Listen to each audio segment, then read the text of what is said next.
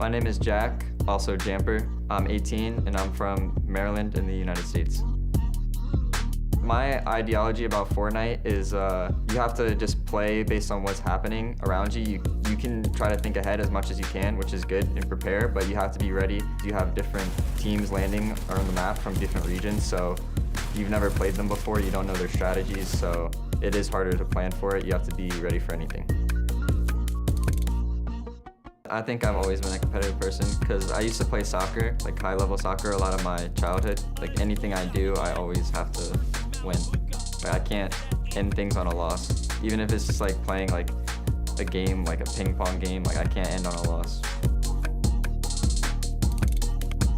My most proudest moment was when I got second twice in back-to-back grand finals, because that was my first time IGLing, and I wasn't sure who I was gonna play with at the start of the season. So I was really proud. I think the reason we got second was because of our play style from our drop. We were a very aggressive team. When we left our drop from Dirty, we didn't have a lot of early surge, which made us below surge a lot. Because everyone thinks they know like surge is very important. Everyone of course knows it, but then when you're sitting there in grand finals like below surge and dying and you're just sitting there waiting for the next game to start, it really hits you and it just sticks with you. We got Paper and Jamper, another one of our hot teams that we're looking at. Last year, I kind of switched teammates a lot. This year, I'm just sticking with the same teammate. We're staying at the same spot no matter what, so each season we should get better. Like last year, I would play with new teammates and switch spots, so there was a lot of more learning, but this year, I think our seasons can build on top of each other. Our recent performance was poor. We didn't make Major 1. We missed the qual in week 2 and 3, and we were doing good, and like we kind of got complacent and fell into like a groove. We stopped caring as much about our mistakes, and this time we're gonna make sure we fix everything. Me and my duo work really hard every day, so I think the results will just take care of themselves. I'm not really too worried. As long as we just have a good system in our practice and our routine, then it should make it. You really have to sit there and like detach your ego to improve, I feel like, because a lot of times when you make a mistake, you don't actually see the mistake until you look back at it later and like unbiasedly, or you ask someone else their opinion, because a lot of times you make decisions based off emotions and not like analytically what's the best choice to make.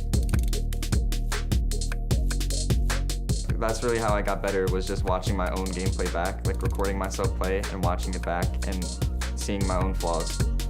Both of them are solos, but Jamper makes the shot of a lifetime. I feel like I have my mid-game part down to a T. Like I'm really confident in my drop and everything. We just need to be uncontested.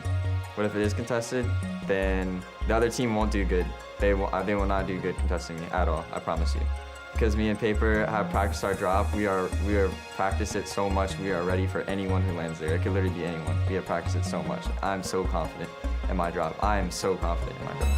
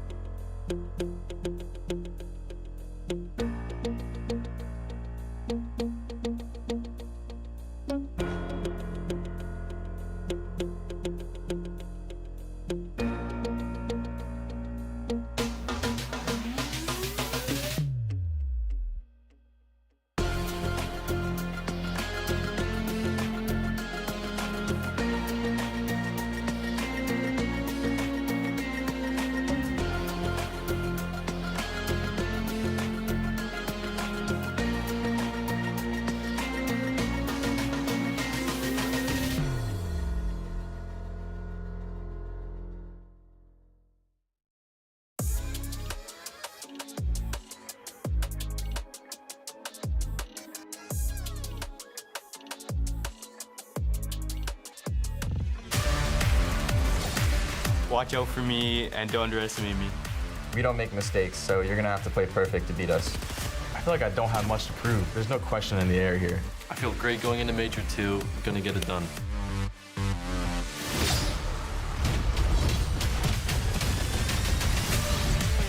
Our experience is through the roof. Been on every stage, been in every moment. 100% we have what it takes. I've got everything planned out. I don't make mistakes. I'm taking home the Axe of Champions.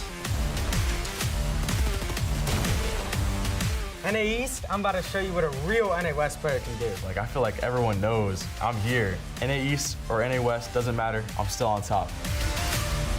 Let's go, boys. Major 2's mine. Let's go. If you contest me, it's just gonna go bad for you. Let's go, baby.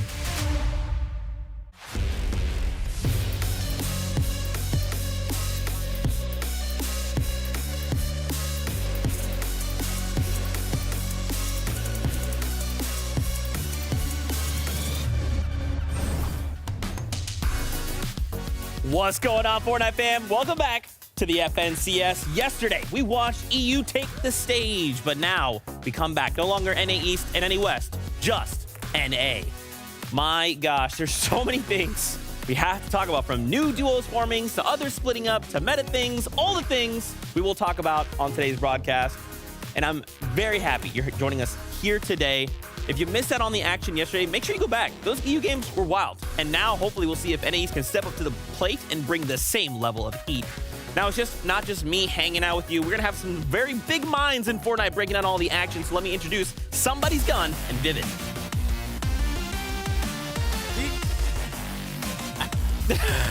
Guess who's back together on the stage? It's us two. There you go. That's crazy. We're back once again. We watched EU go absolutely wild yesterday, and now we're back to do it here in NA. What do you guys think? How you feeling? Feeling really good. I'm excited to be back, see exactly how these games play out. And I mean, you already hyped it up. We have one region that is now North America and a couple of players that are ready to show they're ready. Gotta step up to the plate, right? NA West, NA East coming together, one region, right? All that smack talk that happened between the two regions gonna be settled this major right here, right now that they go head to head. I'm excited to see how it all pans out. Oh man, I don't even know that I'm ready for this level of intensity, but let's go. We got a show to do, so why don't we begin with talking about some of the duels we watch compete here today. Let's just throw up big names at you real fast. Booga, Threats, the first duel we do want to highlight here over on NA. Yeah. I mean, obviously, we can't not talk about someone like Booga, a ridiculous list of accolades, now paired up with Threats, though. Yeah, I mean, the talk of the town for Booga, last season, this season, no longer paired up with Mira after finding so much success with him for such a long time. He had to find a new duo. Last season, that was Peterbot. Everybody was looking at them as the best duo on the region after that finals performance. That wasn't necessarily what they were looking for, so the search re-began this season. And he went through a couple of duos this season, right? Tried out a couple, including Miro himself.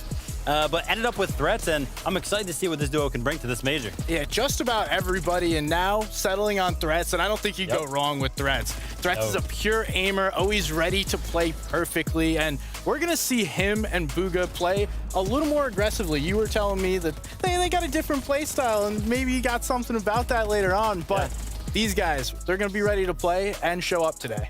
Okay, I like to see. Let's talk about another duo here. We actually had a chance to speak with them in major number 1. It's Trashy and it's Pump coming back to bring it in major number 2. What can we expect from this duo? Listen, expect the rise, right? I feel like this duo is the up-and-coming duo. I mean, they've been around in the scene for such a long time, but pairing up together, they have really found their stride, finishing 8th last season in that finals, just recently as well. To talk a little bit about this season, won a duo Cash Cup. So I'm really looking forward to seeing this duo compete today. And one thing that I really like about how this duo plays, especially in the early game, is that they have this little strategy going on where they like to collect all these extra shields over by where they land and stack them up in a bush. So they have a plethora of shields every single early game, and it helps them so much with Storm Surge. You're leaking the early game strats for them. But it might be because Pump, great solo player, now starting to see it come together in team modes, and I'm really interested to see that strategy because it's harder for those controller players to hit those surge tags. Could be the reason why they've created that strat. Okay. We talk strategy. I like that here. Now, this is just the first 25. Let's flip on over and get a little peek at the next 25 duos we've seen compete today. We have to talk about, next up, it's Peterbot and Quanti. So we kind of touched a little bit on him and Booga pairing up, but now he's kind of shifted away and is paired up with Quanti. Is this like a dynamic duo, or how do we expect it to fare? I think they'll play really well. I think Quanti has been one of the more underrated IGLs in North America East. Now we're throwing them together with West, but I don't think that really changes anything. He's been a solid player for a while now and consistently proving himself to be able to guide a team, guide a duo through these games and set themselves up. And man, I mean, Peterbot was talked about pretty much all last year. I think he's become a player that no longer needs an introduction. Yeah, 100%. I think what does it for him is his mechanics. I think there's no question about whether or not he's like the best mechanical player on the NA region right now. I think pretty much everybody unanimously can agree upon that, but just all about finding that right duo, and we'll have to find out this major if that's Quanti. All right, one last duo to discuss. This is Dragon RG. And of course, Alige, a duo I feel like I've heard a couple things about, but I'm not as familiar. So what can we learn about this duo? So these are two players that have been playing together for a while now and had a 5th place over on NA West about a year ago. So they've had that synergy. They've had that time. Now they're getting a slight buff with the servers moving down to Dallas. Dragon, he's from Mexico, so, servers moving a little closer to him. Alige just moved all over. So, he just moves to wherever he wants. Nonetheless, that ping difference is going to be significant for them and help them out, especially showing out for the rest of the region. Yeah, 100%. I like the fact that you mentioned ping, right? Because that can play a big factor in the mechanical aspect of the game. So hopefully this duo will be able to show some of that off today. Of course, landing over at Citadel as well. I'm pretty sure they're going to be uncontested. There's a couple question marks surrounding that, so we'll have to wait and find out. We won't have to wait too much longer to find out. I'm excited to do that. But first, why don't we come this way? I talked about having a little interview, and that happened back in Major Number 1 with Trashy. Well, why don't we take a second, hang out with him again? Trashy, welcome back to the broadcast. It's good to see you. How have things been since we last talked? Amazing. That's fantastic. So I got to ask, man, what have you learned from Major 1 that you're hoping to bring in here to Major 2? I've learned a lot of things. One thing is chemistry with my teammate and just playing the best together. And of course, you guys do have that duo Cash Cup win. How are you guys feeling as a duo along with your coach, of course, coming in to week number 1 and of course making finals as well, which is great. How you guys feeling? Confident? What's going on there? I'm super confident. I feel really prepared. Awesome. Glad to hear that. You guys have started working with a coach a while ago, and why did you decide to do that, and who are you working with? Yeah, we're working with Chocolatin. He's a crazy EU coach, and he's helped us so much. It's actually unbelievable. How are you guys finding the NA East, NA West kind of clashing of styles, of duos, all of it? How's that feeling for you guys right now? Honestly, it's not too different. The competition is a little higher, but I think we'll still dominate. All right.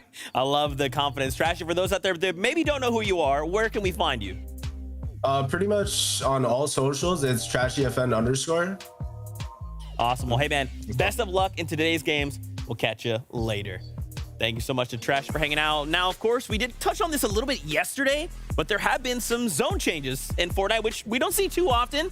Why don't you guys break this down for us? Yeah, so pretty much the premise of these new zone changes is that there are now 3 new zones throughout this Fortnite game. However, the catch here is that there are still the same amount of moving zones as there was last season. So all these additional zones have been added in the early and the mid game, which essentially means that it's a lot less forcing, right? That mid and early game takes a lot more time to kind of get through, which means that players have a lot more time and area to kind of work with in those types of formats in the game. So let's go ahead and make that direct comparison now. I want to take a look at the first zone in previous seasons that we've seen. You guys can see here pretty much almost cuts off half of the map, right? So it was a pretty substantial rotate that a lot of teams had to make. But then if we go ahead and check out this season's first zone, covers pretty much the entire map.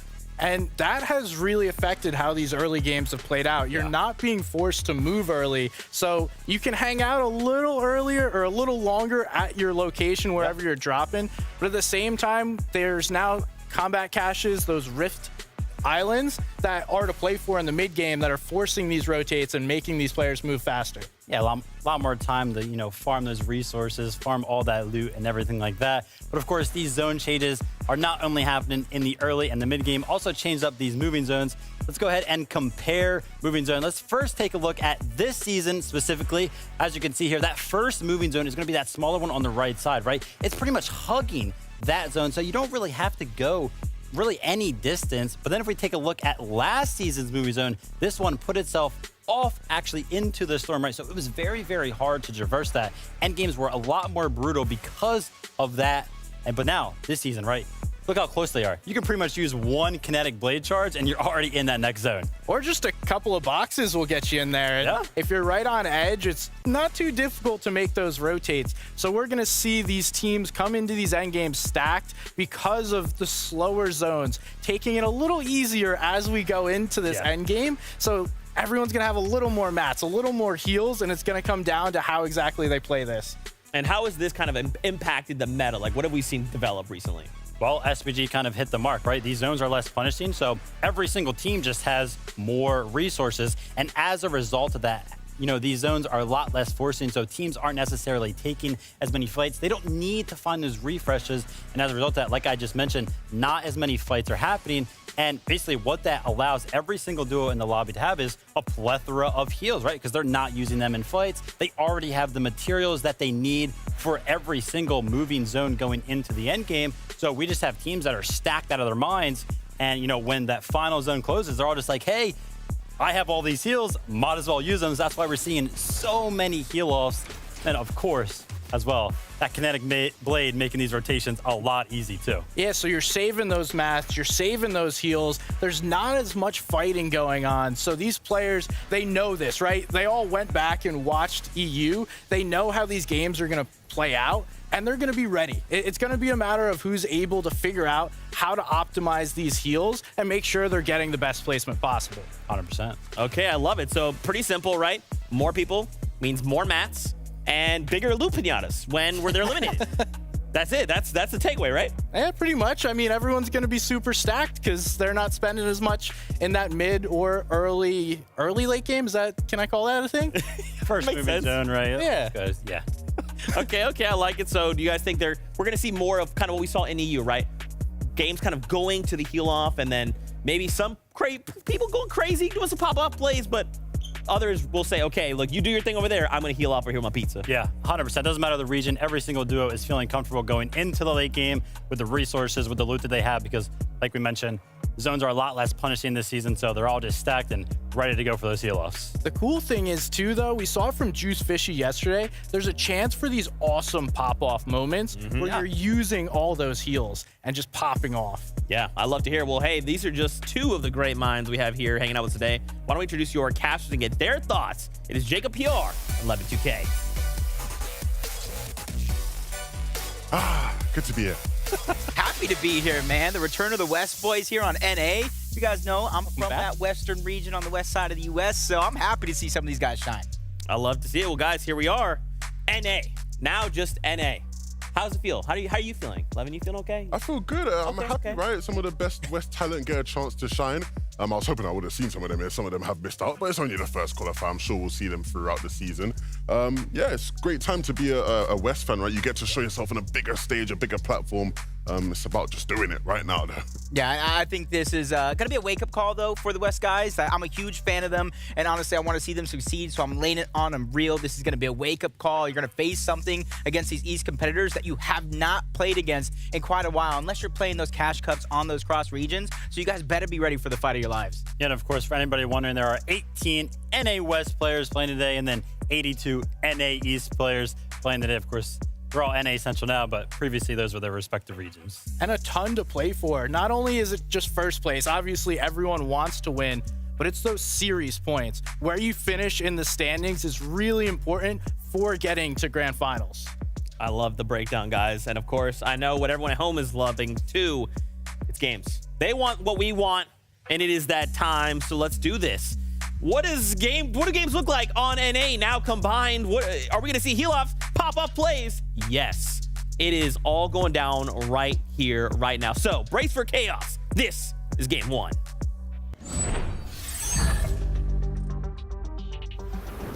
I can't believe this is only game number 1 that we're about to see. And if I was sitting down, I would be at the edge of my seat. Look, it's a great time to be a Fortnite fan in North America. Some of our favorite players from across the board, all on different teams now, right? The likes of Booga playing with new teammates. The likes of Peterbot, right? Former champion, recently champion, is playing with a new teammate in Quanti. Where will they place this season? Plenty of high expectations on them. But as with every single Fortnite competition, you know it's about dealing with those off-spawn battles. And we saw plenty of them in EU yesterday that didn't quite go the way in which people would have expected at times, right? We saw some top players struggling. Queasy and Venno at times went down. Almost a Malabuka. Will there be any surprises here on NA? For Vivan Skittles, they don't want any surprises at Bastion. They want to get the job done. Yep, nice cheeky damage right out of the gates. You're mentioning off-spawn battles you guys already saw with that nice wide angle of 3 teams landing here. But that southern portion of Brutal Bastion, there's so much more loot on that side. And for the team, it's least contested on that side as well. So not too much to work with. That's a Viv Skittles, though. That's going to be on the north side, trying to claim as much of that as possible. Cease and Tragics on the south. And then Desma and Dorito just trying to take in the scraps on the northwest portion of Brutal Bastion. Whatever's left of it, I should say. But for everybody else, you can already see with the ODM gear in hand, if you don't have that mobility, Brutal Bastion, one of the few places on the map that does have multiple static launch pads. So if you don't get your Kinetic Blade or that ODM, you at least have a backup plan on Brutal Bastion.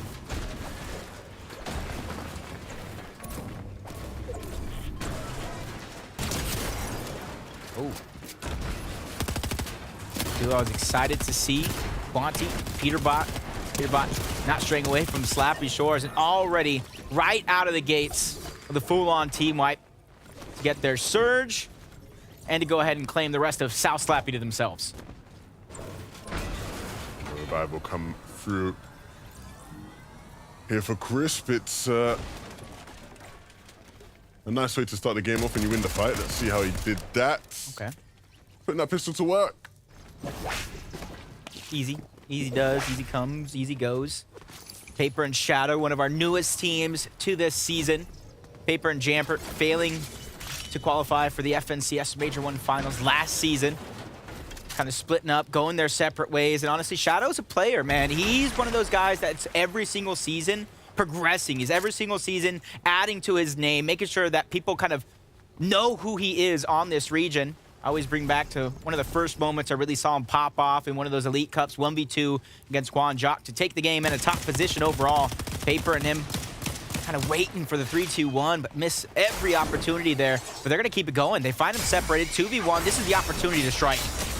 And using that ODM gear to try get in. The stair being placed just to block. The angle wasn't favorable for the fight.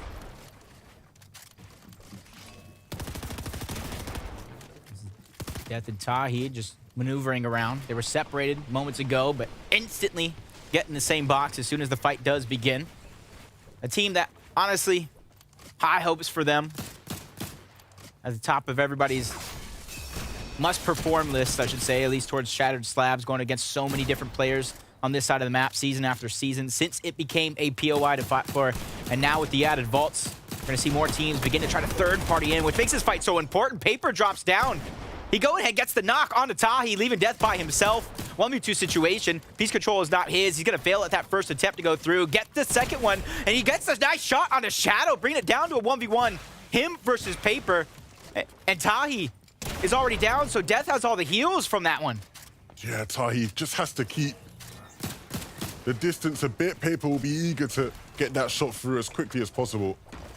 But Tahi just needs to keep control of this fight. Can't allow it to slip out of his hands. He has that edit, and he almost gets punished for trying to take the shot as well. Just slips away by crouching down to the left.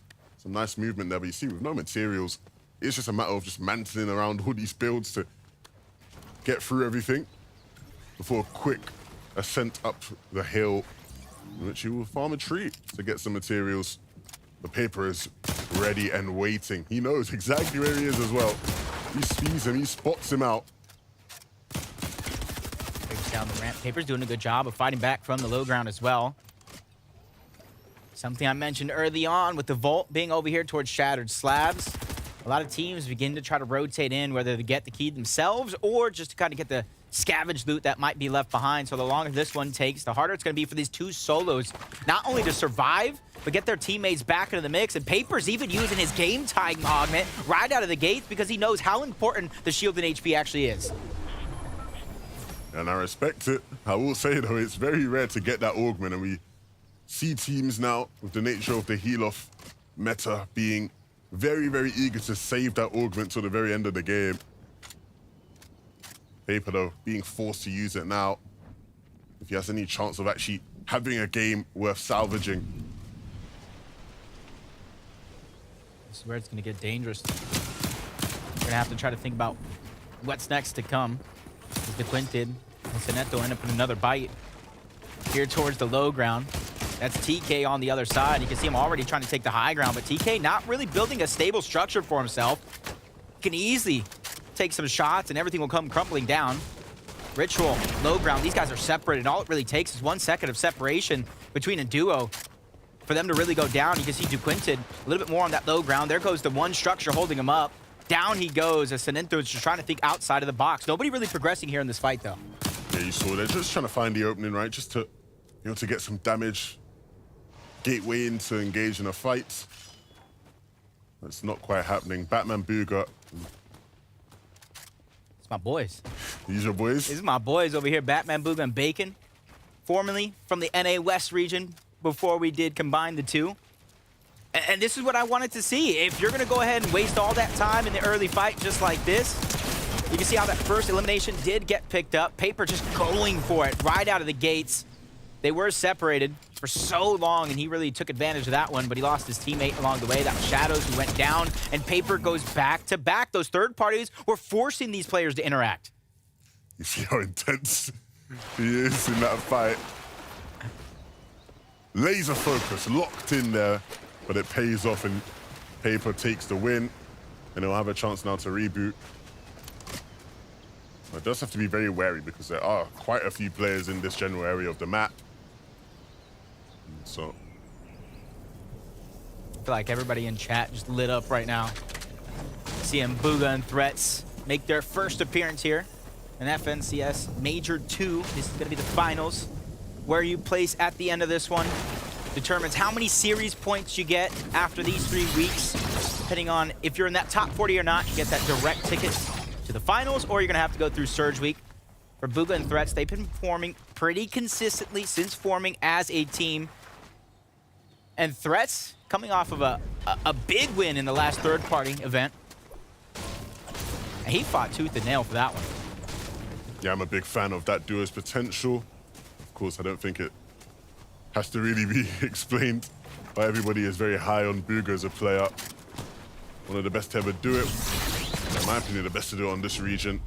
And Threats, very talented player. Very top aimer. Rarely misses any shots. One of my other favorite players.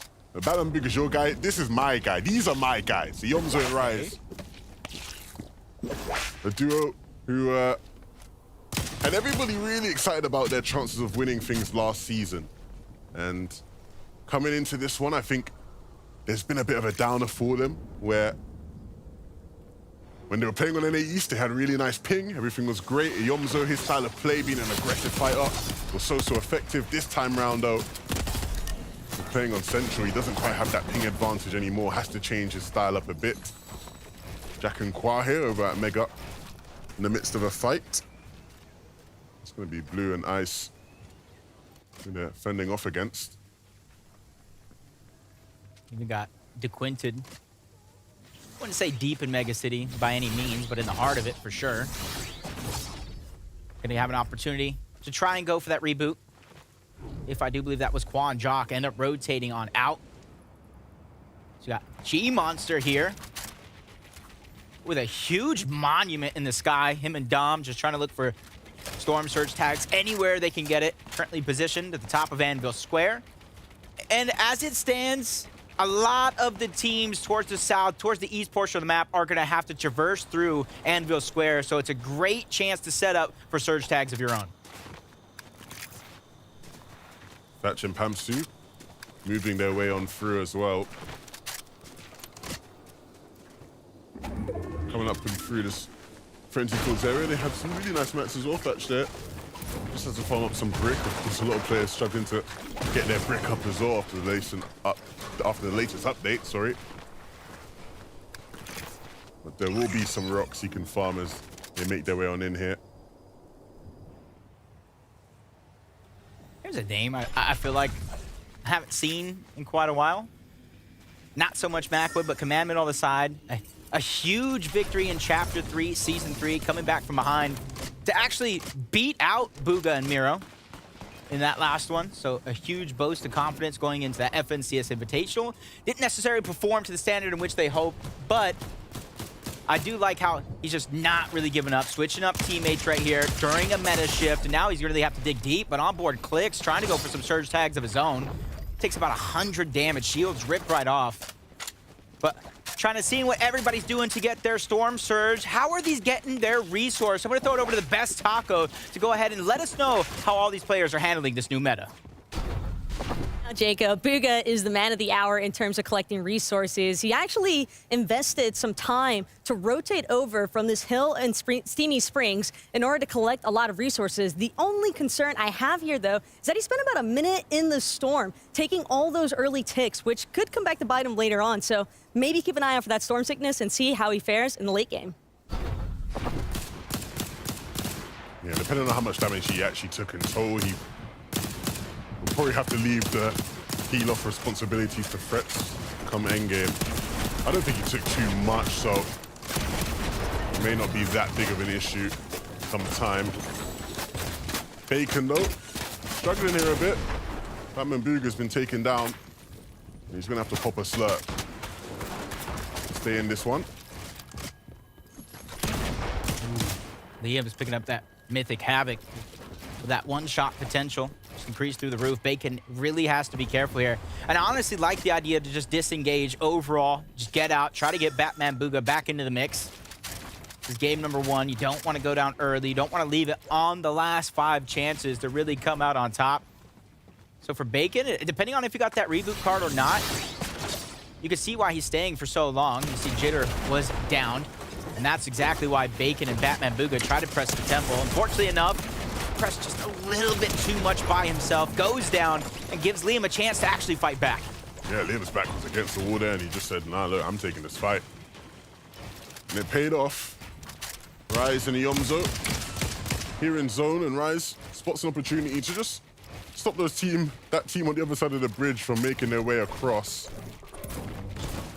Making it that much more awkward for them in the position they're currently in. Putting that damage up a bit. Cease and Tragics still over towards Sebastian. About 10 minutes later. The thing about this situation here, and Booga from moments ago, is because of the new zone changes, yeah, they're taking damage, and they're lessening their probability of winning off of heal off due to Storm Sickness, but because of it only being 1 tick, they're not taking that much Storm Sickness compared to if it was those later zones, maybe even taking 2 damage or more. So at least they're giving themselves a chance if they're able to take down the right players, as NPen and Polarize. Just going for the weapons cache. Extra loot is always better.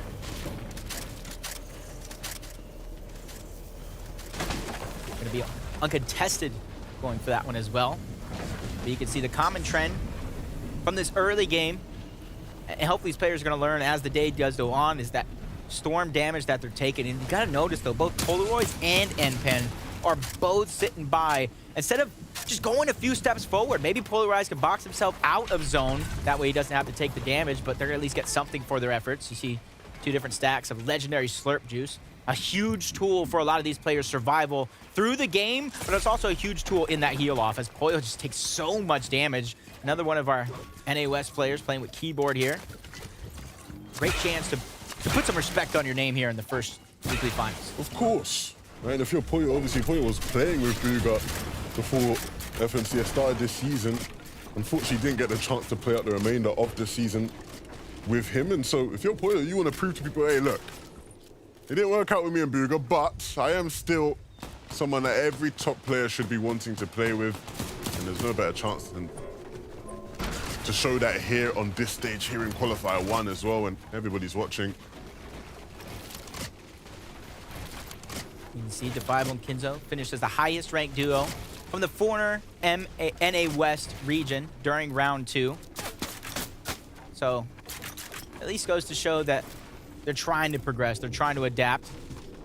And the biggest thing to me is their overall aggression from NA West versus the methodical, strategic style of play that NA East harbors. Will it pay off? I'm still not necessarily convinced yet, but that's why I love watching out these games. I love to be proven wrong by these NA West players. Yeah, I think that's the general sort of feeling and consensus. I think in some individual cases, right, we see a difference there. But hopefully after this major, we won't even see it as any East or any West teams anymore. It'll just be, hey, they're an NA team. That's all it is. So Viv and Skittles still making their way on in. Viv just slightly more ahead. So it won't take Skittles much time to catch up with that gear he has. A few seconds as the zone continues to go towards the west side.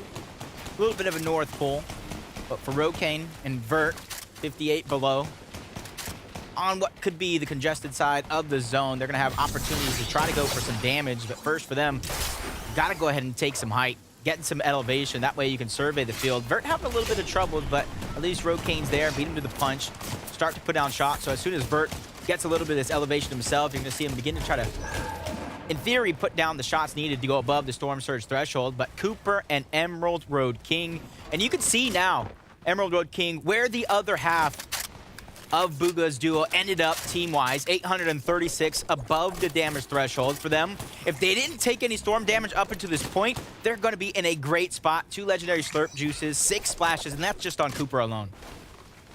Yeah, this is a really nice setup. Going into the last stage of this game. Ooh, that's not. Keyboards maybe slamming it after the way he goes down there. Unfortunately sent back to the lobby. Liege based up here on top of this castle at the Citadel. Using a lot of brick, to be fair, which isn't something you often see people spending much of nowadays. I'm very interested to see what his count is at now, if they were able to cap out. Otherwise, that may be something they have to adjust moving forward. But this team, thanks to, SBG and a little bit of the knowledge I have of my West boys, we got a little bit of buff when it came to the ping. So I'm expecting a little bit of a buff performance coming out of them because they are definitely one of the top teams in the region. The key thing, right, is that it just gives you an opportunity to play a play style that maybe is a bit more aggressive. Yeah. Right? You know, going into fights, you're confident in taking walls. Can't allow it to cloud the way you play completely. Looking at the zone right now, we got a little bit of water in this one. But the more important thing is the different elevation changes through this next terrain as TK and Ritual got themselves a congested side on the south side of the zone. Luckily for them, they don't got far to move, but at the same time, there's so many other teams stacked around them. Just grabbing the rest of the slices of pizza, thanks to game time, to go ahead and traverse through the rest of this one. Only 22 above the damage threshold. That's going to allow them kind of have a little bit of flexibility, but not too much, because as soon as they drop down, they're going to have to look for it. But as I say that, 139 above, giving them more room to work with. Not much room. They need to get aggressive onto this team here and start doing some damage. The opportunities are there.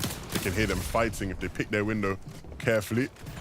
There'll be some damage there to be dealt. Jeff is literally on the other side of this cone.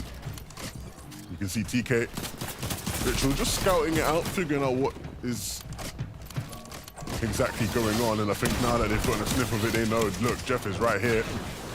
We can't play into his hand. We have to keep our cool. Katanas will come out as they make their move onto that zone. Kind of what Vivid was talking about, though, when he was breaking down a lot of the zones in the pre-show, is 1 or 2 kinetic blade charges you're going to get into those zones. I know he was more so referencing those moving zones that we're going to come into about zone number 9, but you're going to see that a lot of these players are able to save a lot of the resources, save a lot of the mats due to the new changes, and it's about kind of who plays perfect. And that's the thing with this new meta. You have to play as close to perfect as possible. Coming down to the wires, Ledesma 234 below the damage threshold. Perfect is right out the window for him. And Doritos, it's all about survival. They got Shore, they got Day. And the return of Day, that's what this season is looking like. But he gets boxed up, tagged up, knocked down as well. Shore's going to be left by himself to try to survive. He's able to fight back. He gets at least one elimination for his efforts, back-to-back at that, keeping him and Day's game alive. But not for much longer. Sure, did his best. But unfortunately, there were players waiting. That's the nature of this game. When all these players are so packed together, the margins of error are so finite. The game must go on. The zone pulling towards the west. And that's going to leave the majority of the teams in this lobby waiting desperately to try get in. The Fireball popping that snub just in the nick of time. And the Chug Specials will get him up just a bit more as well. But he's a solo in this game, and in fact, he's no longer in this game. Tries to take the Angel, and it doesn't quite pay off. Elige, if he's aware, he will be able to take a pulse rifle from this. I think he'll look for it. And yeah, he'll quickly pick that up. Everybody wants that pulse rifle in inventory. I don't think he meant to use the kinetic blade in that manner. Gonna have to tank a couple Chug Specials again. Just maybe a bit of panic there. I've done it myself. But finally getting into the zone. But has to move a bit more if he actually wants to be safe in the zone before the storm catches up on him again.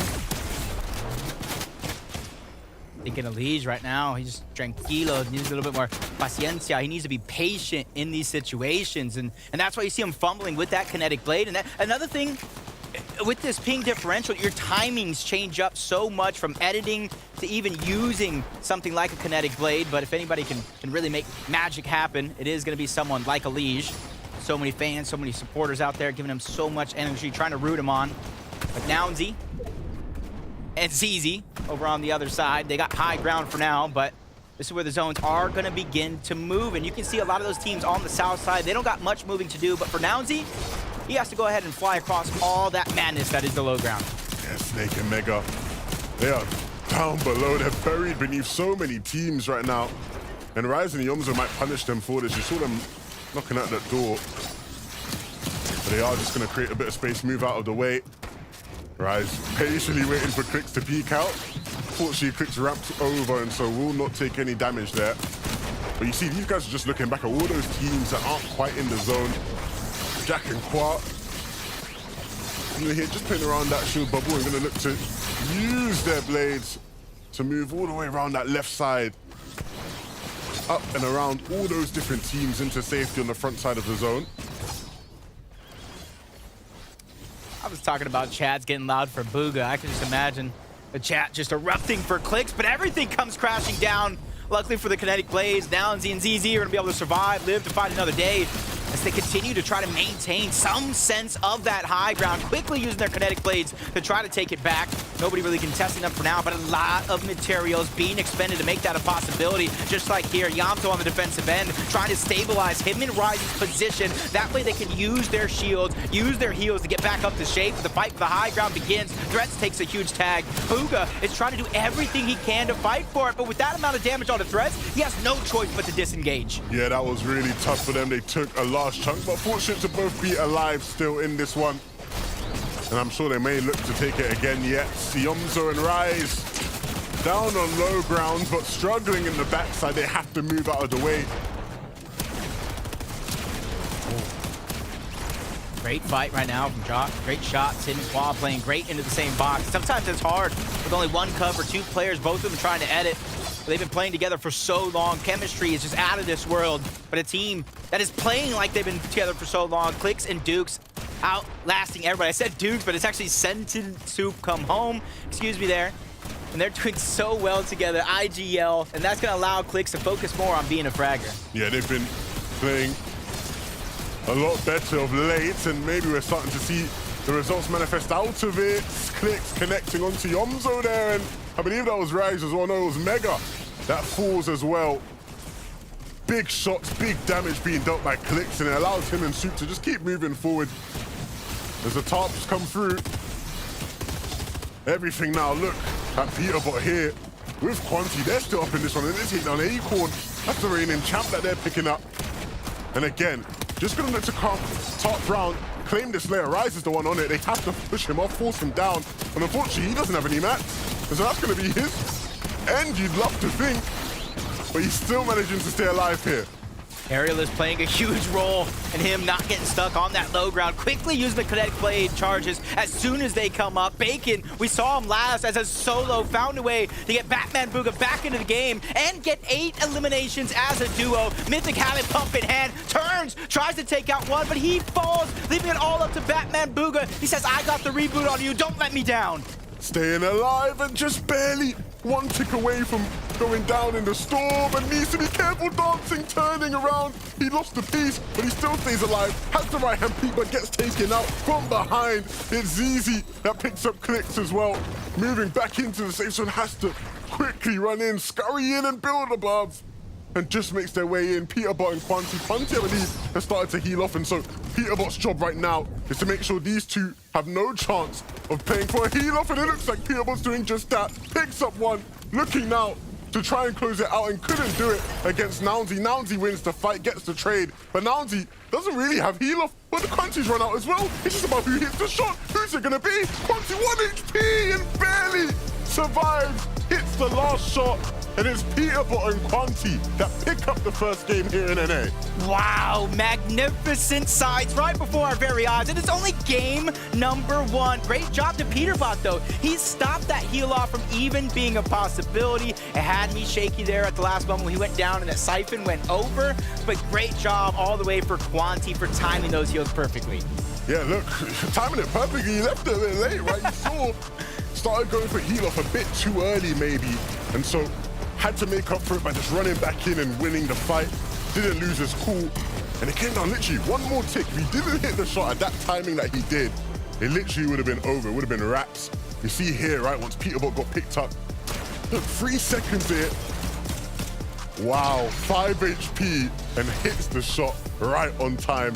And a great start for a team that is very much, you know, a favorite to potentially come out and win things this season, and showing us their intentions here in game 1. Yeah, it's honestly a great sight to see that it went down to a 2v2.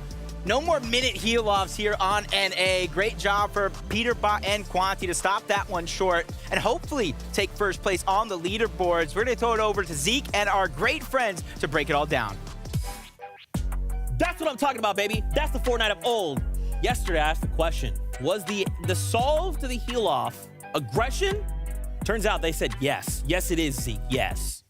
I mean, of course, leave it up to Peterbot, right? Somebody that we literally just called, like, what was it, 30 minutes ago, the best mechanical player on NA, to find some of these eliminations, to find some of these refreshes, and kind of force this endgame into a 2v2 situation, which, of course, Quanti clutches up. Huge win. First win on NA for Peterbot and Quanti. The first team ever to win an FNCS qualifying game on NA. And Peterbot, bruh, what are you? It's just incredible what this guy does game after game. And shout out to Quanti, icing those veins, just taking it home and making sure he hits that final shot. I mean, listen, it was close though, right? He did hit the final shot. I think there was like one that he threw in there that was maybe a little bit of a miss.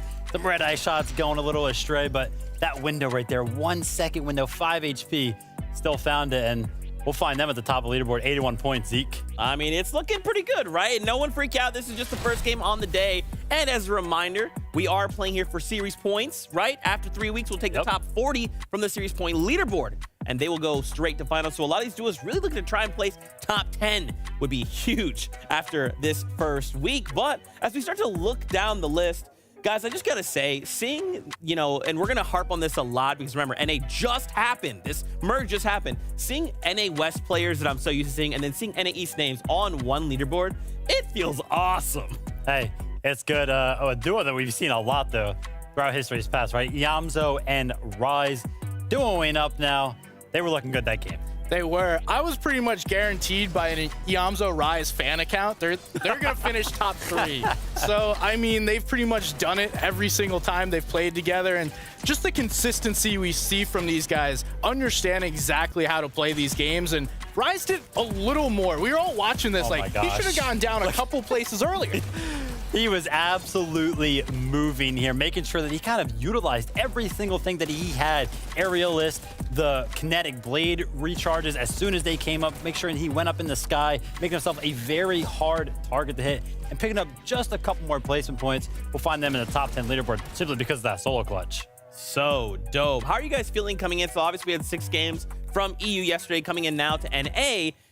How do we feel like the regions maybe differ right now? Obviously the gameplay is going to look similar, but I feel like there are a little bit of nuance that is different. Yeah, I think the difference is EU is typically known as more aggressive, and NA tends to reel it in when it comes to Storm Surge. But in the end, that meant everyone had a little less heals going into the end of the game, a little less material, and that's pretty much why we saw this game end earlier than we've seen. And if that's any indication, I'm very happy to watch 5 more. Yeah, I mean, 100%. I think in EU yesterday, there was Storm Surge going off in that 5th zone, which of course is that 78 player threshold. But we straight up skipped that on NA, right? There was so much aggression in that early game.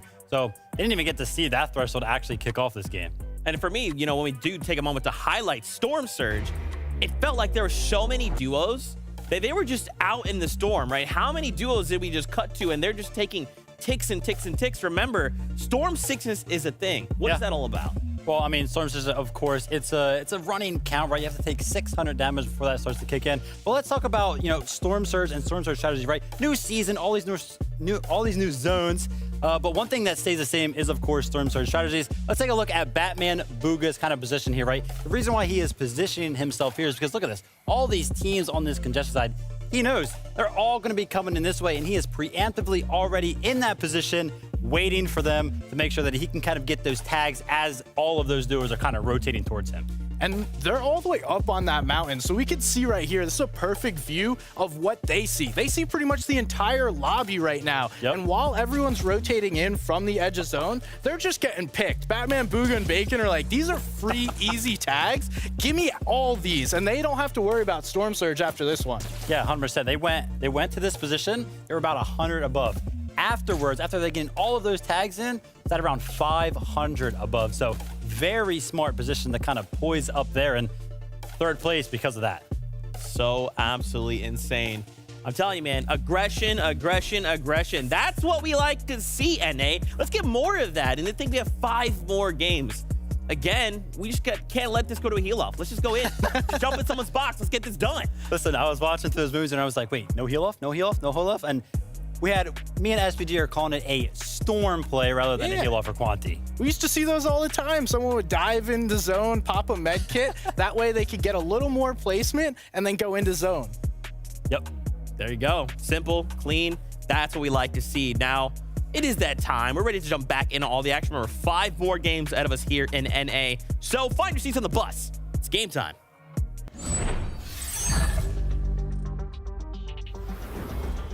With game number 1 done, game number 2 begins. And for all those players that might have been a little nervous, might rethink their strategy, because here it is, with everything on the line, Levin, practice is over. Hey, look, you can't afford to rip it all up just because game 1 didn't go your way, right? You still have a bunch of more games to go. And I think if you're a team that made it to this round, clearly there's something in the formula that you have going for you. It's all about making sure that works out. Now, I think the big thing, right, is being able to win your off-spawn battle. Make sure you get that part of the game done. And if you're not done off-spawn, if you don't have to worry about fighting in that stage of the game, making sure you get early surge tags, figure out who it is you can bully in your general area. Yeah, we're going to be looking at a lot of these teams to figure out who's really going to up their game. Who learned what after game number 1, because we saw something that we really didn't expect to see. It was that storm push, as our analyst called it at the end, not necessarily a heal off. Will the games continue to progress in that same manner? I'm not sure, so they got to be able to adapt in this same finals that we're seeing already. Yeah, that is the trend here this season, this major. It's about your ability to adapt. Who can do this here in game number 2? The battle bus is ready. Players are dropping. Icon and commandment there at the bottom of your screens, gliding their way on in, and the rest of the lobby will be following suit as well. Yep. Just like last game, though, with the bus path, a little bit different, but it's still going to allow for the teams on the northeastern portion of the map to get a little bit of that hot drop, get into the fight that much quicker.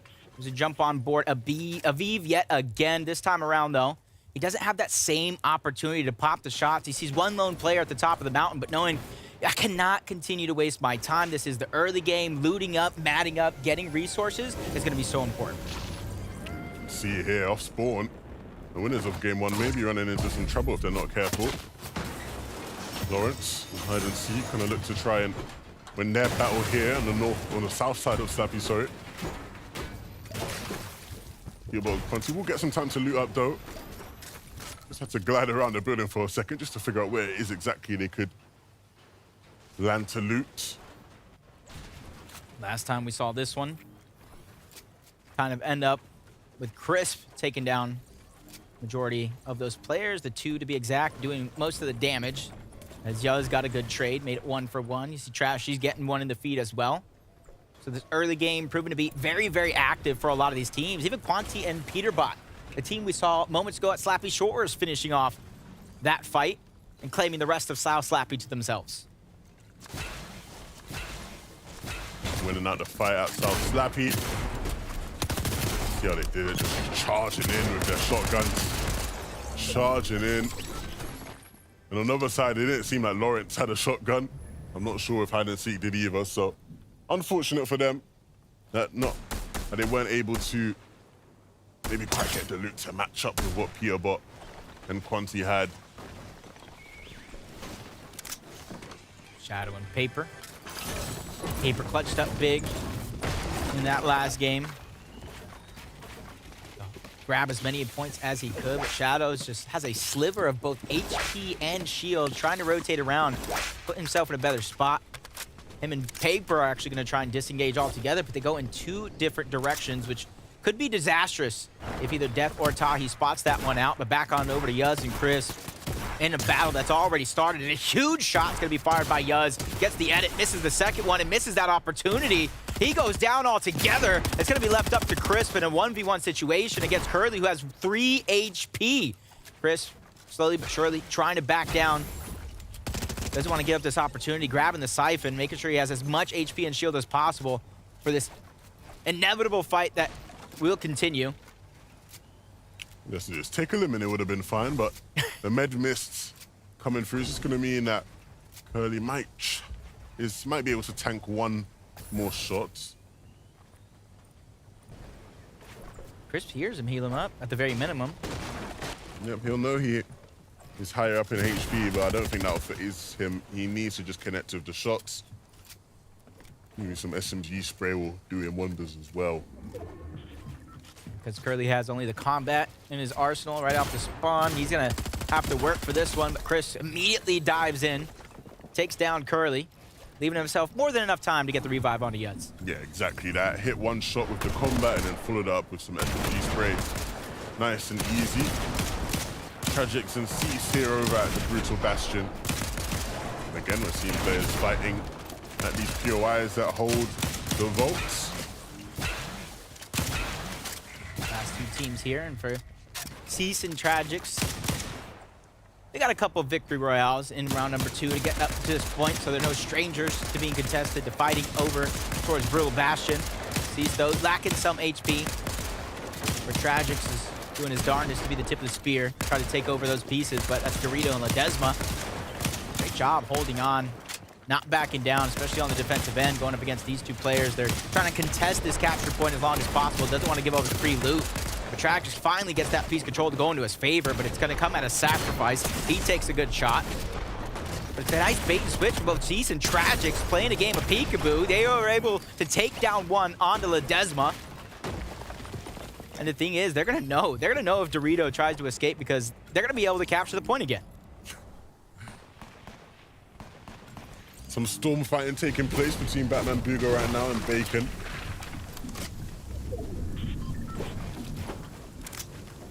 Saw Batman Booga go down a little bit earlier in that last game, but 60 points overall. Bacon did a good job of not only winning that fight, but bringing Batman Booga back into it altogether.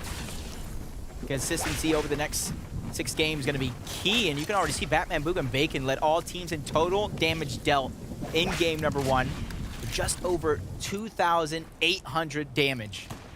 And that's what I expected to see coming out of some of these West players entering into this arena. Yeah, these guys were playing their part in the last game for sure, and we'll see if they can continue on that trend here.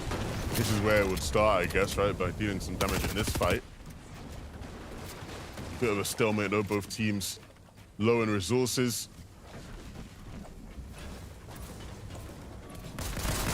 Edward gingerly axing away at that brick.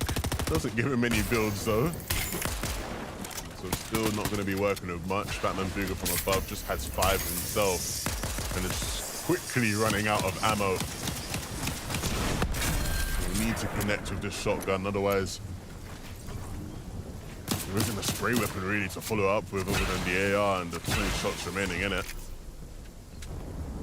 Interesting to see him favor that charge pump shotgun, but at least he has some distance between him and his opponents and can still pack a punch. That's Saucy and Edward towards the low ground, and almost begs you to ask the question, how long are Batman Booga and Bacon going to stay in this position? You see them popping game time, throwing down a pizza, so they're here for the long run. Just kind of throwing a question mark up due to the storm damage that they're taking, their heal-off potential. But if game number 1 showed anything, it means that not every single one of these moments will come down to a heal-off on NA. Of course, right? And I think a big part of fights like these that we see is that, you know, a lot of the time in these qualifiers, right, players are trying to condition their opponents, right, condition players in this general area or wherever they land, condition them to be ready for what they intend to do in the finals, right? If you're Batman Booga and Bacon, you win this fight out here against these guys, you let them know, look, do not mess with us. When it comes time for the FNCS final, and we're there, we will make everything that much more difficult for you. Edward and John, they are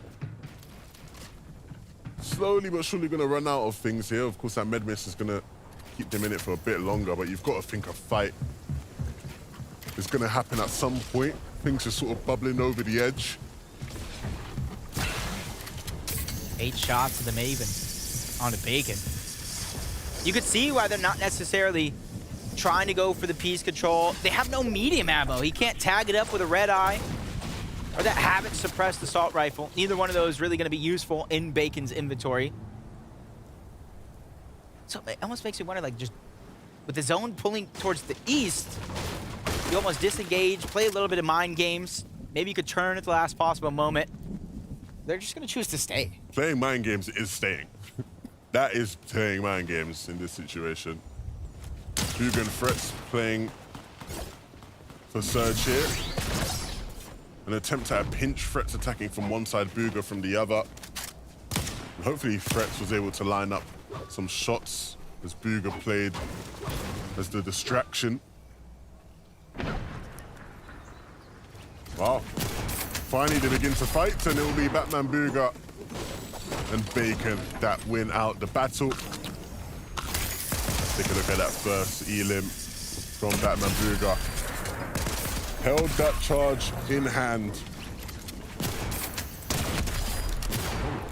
Released onto his opponents with a burst of pellets that they could not handle. To me, it's just one of those situations to where, was it worth it? How impactful was that to your game? Did you need the damage? A lot of questions to be answered. But by the end of this game, those, well, we'll figure those out as they come. Over towards Mega City, we got Clicks, we got Soup, not too far away from their racetrack. They kind of box themselves up at the highest mountain possible to get their surge. And they're overlooking Mega City. Taco, what's so important at Mega City for these teams to gather? Well, for starters, Jacob, there are a numerous amount of teams that have actually chosen to drop here at Mega City, and Jeff has definitely made sure to take note of that. He's actually opted to prioritize taking out High Card. That way he can make sure to secure the Vault Key Card, and with this, the mythic Havoc Pump Shotgun. So now, he's definitely got the loot available, but can he get the Victory Royale? We'll have to find out. He's definitely looted up like anyone could possibly be. Legendary Slurp Juices. He has the mythic Havoc Pump, like Taco was just saying. Honestly, you could do with just a regular common red eye. You have what you need in your inventory already for him. Just just about not taking that Storm Surge to give yourself 2 different win conditions. The win condition of just taking over the game like we've seen in game number 1, and then the meta win condition, which is heal off. Akon and Cold, you saw them make it deep into that first game before they were taken out in those moving zones. Found themselves caught towards the backside of the zone and couldn't quite get out of dodge.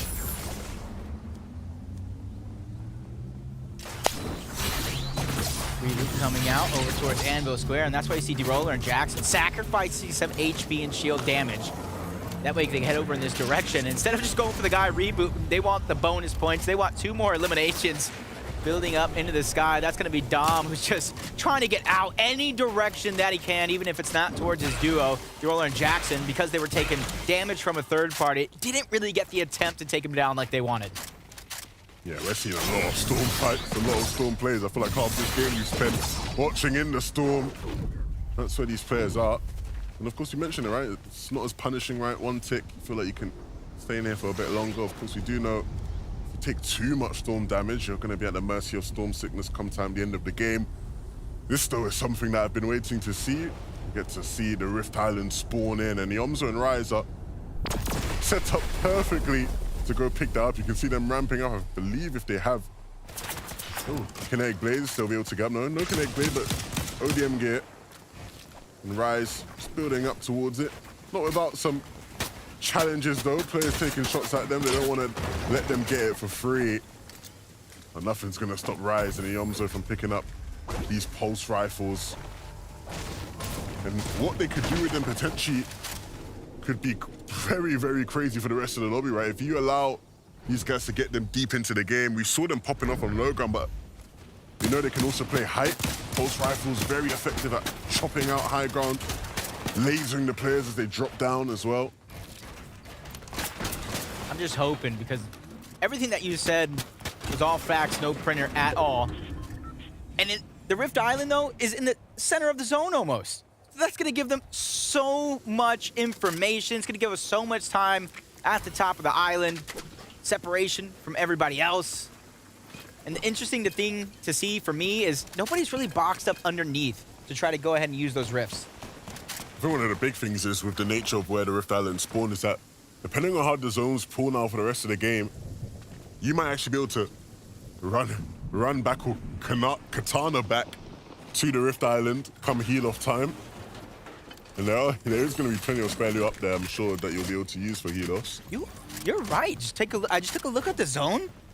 The way it has been going throughout the weekend, you include EU, there is such a high probability as Elise just takes down Jackson J that for the first time here in FNCS, that Rift Island is going to be in play for a couple more zones than we have hoped, which is honestly going to force some players to adapt, because some players like to build those mighty monuments in the sky to try to get surge tags. Well, now the highest point on the map is going to be that island. Which just mean that the teams have to rotate through the area, have to be wary of Yomzo and Ryze. They'll be perked up on top.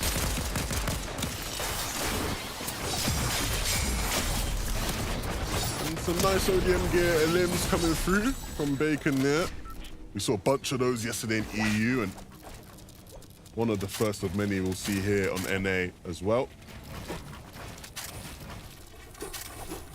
Yeah, man, Bugo's only a matter of time. Ramping up. He's one of the duos right here between Bacon and Batman Bugo that I feel like just needs time on this combined region. And they are going to be one of the top competitors coming from the west side of North America. Jock and Qua. You kind of see their loadout. Isn't the best, but it's not necessarily the loadout, but it's the user who uses it. Men miss, splashes. At least has enough to continue to push himself into the next phase of the game. Gibbo and Quanti here. The winners of game 1. They won their battle of spawn here at the south side of Slappy, and they've not had to move all game. They can sit here comfortably, get their tags. Gilbot based up above. There's all that field of view, all that vision. Quanti down below. Some different angles. For this duo, though, you have a long ways to go to get to zone. Don't have the luxury of just sitting there based up like we saw from Peterbot and Quanti. Using the natural terrain to move through, take little to no damage as he entered the trench at the very least, because you saw him get tagged up, trying to ODM gear, rotate his way to safety. But as soon as he has some more room to work with, he quickly begins to try to get on out. 163 below as we tune into Landshock and Zuki's. Something you don't really expect to see this far out of zone, where they still have to rotate into the team they're actually putting those tags on. So interested to see how they're going to be able to make it out alive. Yeah, this is so tough for Landrock, right? You know, a lot of the time we see teams tank zone, but, you know, they have some sort of white heels to go with it. Fortunately, does find the med kits, and whoa, finds a nice shot there as well, to be fair. I wonder how they're doing in terms of surge, because that might have been a pivotal shot for them in that game. That was definitely a pivotal shot from Acorn and Cold as they move well above that surge threshold, but there's still players in this area, and they know right on the other side of that wall, Acorn opened up the edits, was greeted by 2 players with their shotguns out. Just kind of waiting. They already got their loot. They already won their fight. Less than 20 seconds. Next zone is going to appear. For them, it's just about gathering information, figure out where they're going to go next. Widow, Madden, doing the same thing, just outside of zone. Probably trying to just build a little bit more comfortability, stack up their Storm Surge that much more, knowing all these teams are going to have to rotate past them. But timing is important. You don't want to let all those teams bypass you and begin to hold you out of the zone. As they quickly begin to rotate on over, they see it start to get congested, and they don't want to be the last ones there. This is interesting. Kind of boxing up in the middle of the ocean. Kind of giving themselves a little bit of a 50-50. Zone's going to either go south or north in this next pool. For Jeff and Rapid, they're just kind of hoping it's on their side. Yeah, but even if it pulls north with where they're positioned now, they have free passage to get there. No worries at all here on the dead side of zone. Close by where Madden and Widow are just taking so much damage. Luckily, they have the slap factory there. If any barrels are remaining. But 273 below the damage threshold. Quickly moving on up, but that's because Zuki's and Landjock did get taken down. Threats taking down Eoxy as well. Getting 2 as swirls out. Madden and Widow are kind of just blessed right now with another opportunity. Try to scavenge, refarm up here towards the south side of Slappy Shores. The zone continues to move all these teams around. Moss popping some pieces. They need healing. Maybe could have used one of the shield kegs per se. Maybe, I heard a med miss, but maybe it's just he didn't have enough. He just didn't have enough overall, and you can see why they even needed those heals in the first place. Getting stuck just outside of the zone, fighting for the surge damage that they need. A trade in tags, but luckily for them, they have to very minimum come out on top. And this is new. Threats doesn't have Booga in this game, and so we'll be playing it as a solo. But anything is possible for Threats. 4 mythical slurps. I'd like to think that keep him in the game for quite a while if he can just play his mats. Play the Kinetic Blade. The Yomzo and Rise, another game here where they are deep in, and we saw them earlier claiming that Rift Island, and the pulse rifles in inventory are a result of that. Almost intimidating even to me, just hearing those get fired off in the distance. Gotta make sure you see those ones coming, otherwise you could get terrorized, tagged up through the builds. Clicks in soup. 39 below as quickly land some shots, get themselves above.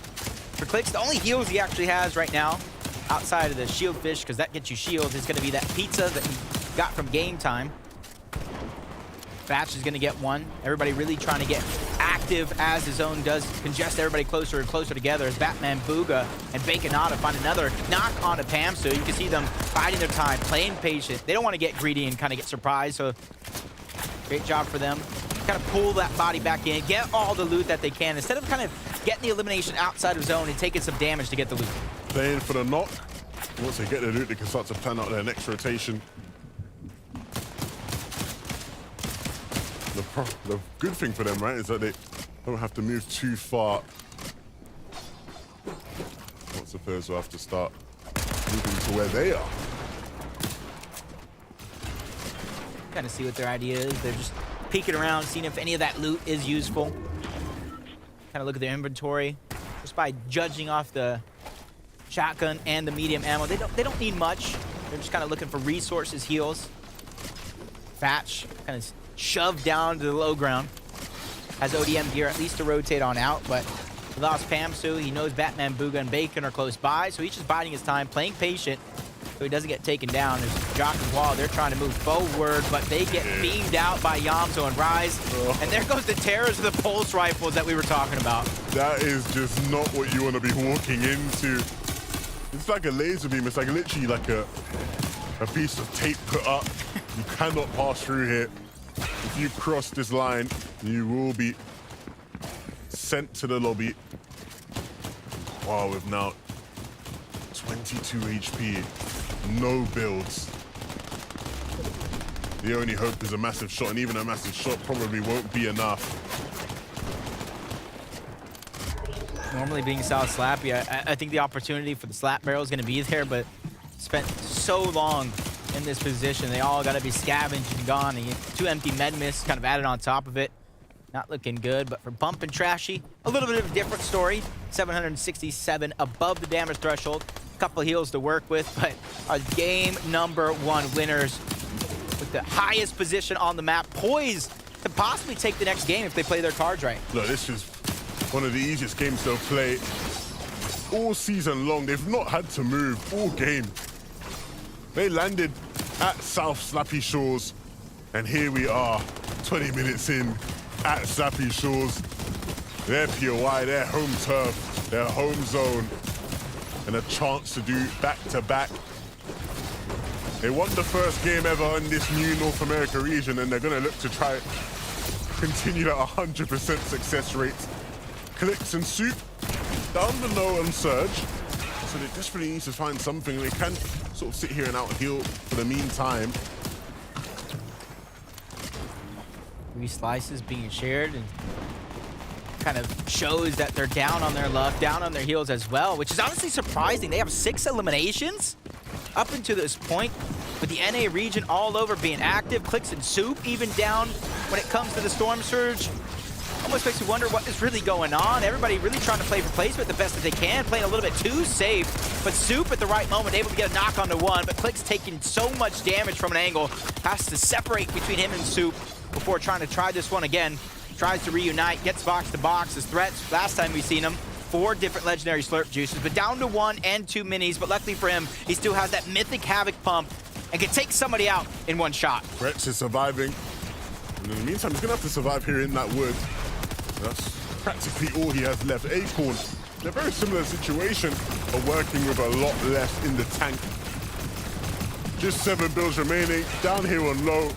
Desperately hoping somebody will walk into his sight. You can hear that team close by. Can't necessarily make the play he wants to. And these guys just gonna pulse rifle into boxes. They want to pulse rifle into somebody's face. They're claiming space down below on low. Clicks. Not up above, here in the mid-ground layers, and there's players on their layer. And they might just have to deal with soon. Frets now begins to start to run low on materials and has to take a fight, has to get aggressive and try and make a play, try and make something. Anything at this point. Pops game time at the perfect time. Might be too early now. 12 zone hasn't begun to move yet as Yamzo and Rise trying to terrorize everybody. Depending on how much damage they have taken to Storm up until this point, they've given themselves 2 different win conditions. Take over the game, go for heal off. Batman, Booga, and Bacon have stabilized their position down on Surge moments ago, forced to use their men miss. But for them, for how long they spent in the zone very, very early on in this game, they have to go ahead and frag out. And if they want to frag out, they have to drop to low. And if they drop to low, they're going to be in the faces of the Yomzu and Rise. And we know how those guys are feeling. Forced back up. Bacon was waiting. And Bacon is hitting big shots. Polarized gets taken out. And the kinetic blade will move on up and back into the zone. But unfortunately, that will be his demise. Trashy and Pump will begin to fall now as well. It's Trashy who's left. Pump in a tree. Takes down Cease. And he's still going. Those mats will keep him in the game. He can drop down out of that tree and a bit into safety. Acorn surviving still as a solo, no heals, 19 HP, trying to follow the zone to the last possible moment, at the very minimum, gets himself into the top 4 before going down. Top 3 we go, Rise and Yamzo, game time, splashes, but Quanti has the high ground. Peterbot's there as well, but he's gonna go down. He at least took down Rise, bringing this down to a 1v1 situation, but Quanti, he ran out of heals. He's forced to drop down low. Yamzo having a little pizza party down low towards the low ground, and he celebrates by taking the game. Yomzo just had way too much in the tank for anybody else to deal with. But if you're Peterbot and Quanti, second place ain't too bad, ain't too shabby. They are playing the games of their lives, but Yomzo and Rise picking up a win, and a big win for their morale, a big win for their confidence going into this major. Yeah, they're one of those teams to where once their backs are against the wall, they don't have the first 3 games go their way, they usually make a run in that latter half. But this time around, in game number 2, no slow starts for them. They are taking week number 1 by storm. Look, I talked about how they need to change their style. We know Yomzo likes to be aggressive, likes to be that guy who pops off, doesn't have the ping to do that anymore, right? But they're not struggling. They're here in the major, picking up wins. That's exactly what you like to see from that team. Yep, with 2 games down and a lot of consistency out of our top teams. Only Zeke, SBG, and Vivid can break it all down. My goodness, game 2 here from NA, going over to Yamzo and Rise. And this is why we have to take a moment. We have to talk about them, right? They are kind of a big deal when it comes to the NA server and or regions. And of course, they're showing us why. I mean, the amount of heals they had prepared for, like, these guys are just operating on another level right now. Yeah, they were running through that lobby too with those pulse rifles. They were just ready to go on low ground. They pretty much got that win condition, and like the guys mentioned while they were casting, they're either just going to run through the entire lobby or they're going to be ready for heal off as well. 100%, and I think, you know, we've seen 2 games now, and the narrative for this duo 100% has been low ground. Right? They're claiming so much space down there, and they're doing it so well, doing it together as well. I was watching this play out of Yamzo, and it was crazy because Yamzo was kind of like box fighting right there, and then I saw some shots coming in from the side. I'm like, wait, they're coming from so far away, and it was actually Rise that was all the way over there. So they had so much space claimed on the low ground, able to work with so many angles, and doing it as a duo, not easy to do in the end game. Very, very chaotic down there, but they managed to pull it off. What is it that these guys are doing that, how are they so many steps ahead, right? I mean, kind of like to your guys' point, they were ready for anything, and right now NA feels a little bit chaotic, to say the least. Yeah, I mean, I think what we're seeing out of some duos is that, you know, the meta right now, the conversation is like heal off, heal off, heal off. But what we've seen some duos on NA is those old strategies, right? Formulaic, low ground, mid ground, high ground, and it's working. Yeah, I'm surprised to see low ground work, if I'm going to be honest with you. Because of the kinetic blade, there's that delay after you use the movement. So a lot of players wind up falling all the way down, but it looks like Yamzo Rise, they're just loving that. They're like, give me it all. And then as players fall down, they're picking them up. But another team we have to talk about is Bacon and Batman Booga, because they're sizzling. You see what he did there, right? Sizzling. I saw it. I saw it. Whole season with this guy. Love you, SVG. No, but I mean, yeah, that NA West representation coming through, popping off for sure. We broke it down last game. The Storm Surge strategy being there. The end game mechanics are there. Loving everything that I'm seeing. And it's been both of them. One game, it was Batman Booga having a little more aggressive play. The other game, it was Bacon. It just seems like these two are very comfortable in these games and clearly saying, I don't care what lobby we're in. this is ours. I feel like we're seeing so much more like mechanical plays happen on NA. Yeah, it does feel that way, right? Like another duo, Acorn and Cold, right? Putting in work now, jumping up to 2 placement points, placements rather, jumping up into 3rd. These guys are also popping off. And of course, there's a title to defend this season for these guys. So, you know, finding themselves in this first weekly finals is big ups to them, but long stretch ahead. And I think that they are proving right now that they can pretty much adapt to any meta, because this one's not an easy one to tackle, but they are making that adjustments and it's working out so far. And typically what we've seen is Cold is the one doing the solo pop-offs in endgame, but it was Acorn. I saw him as a solo way earlier in the game, and I was like, wait, okay, this is going to be so difficult. And then he wound up being one of the last players as the zones began to close. Just played this perfectly. Didn't really do too much, but at the same time, you don't need to. You just find the right layers, you find the right position, and get the little refreshes that you need.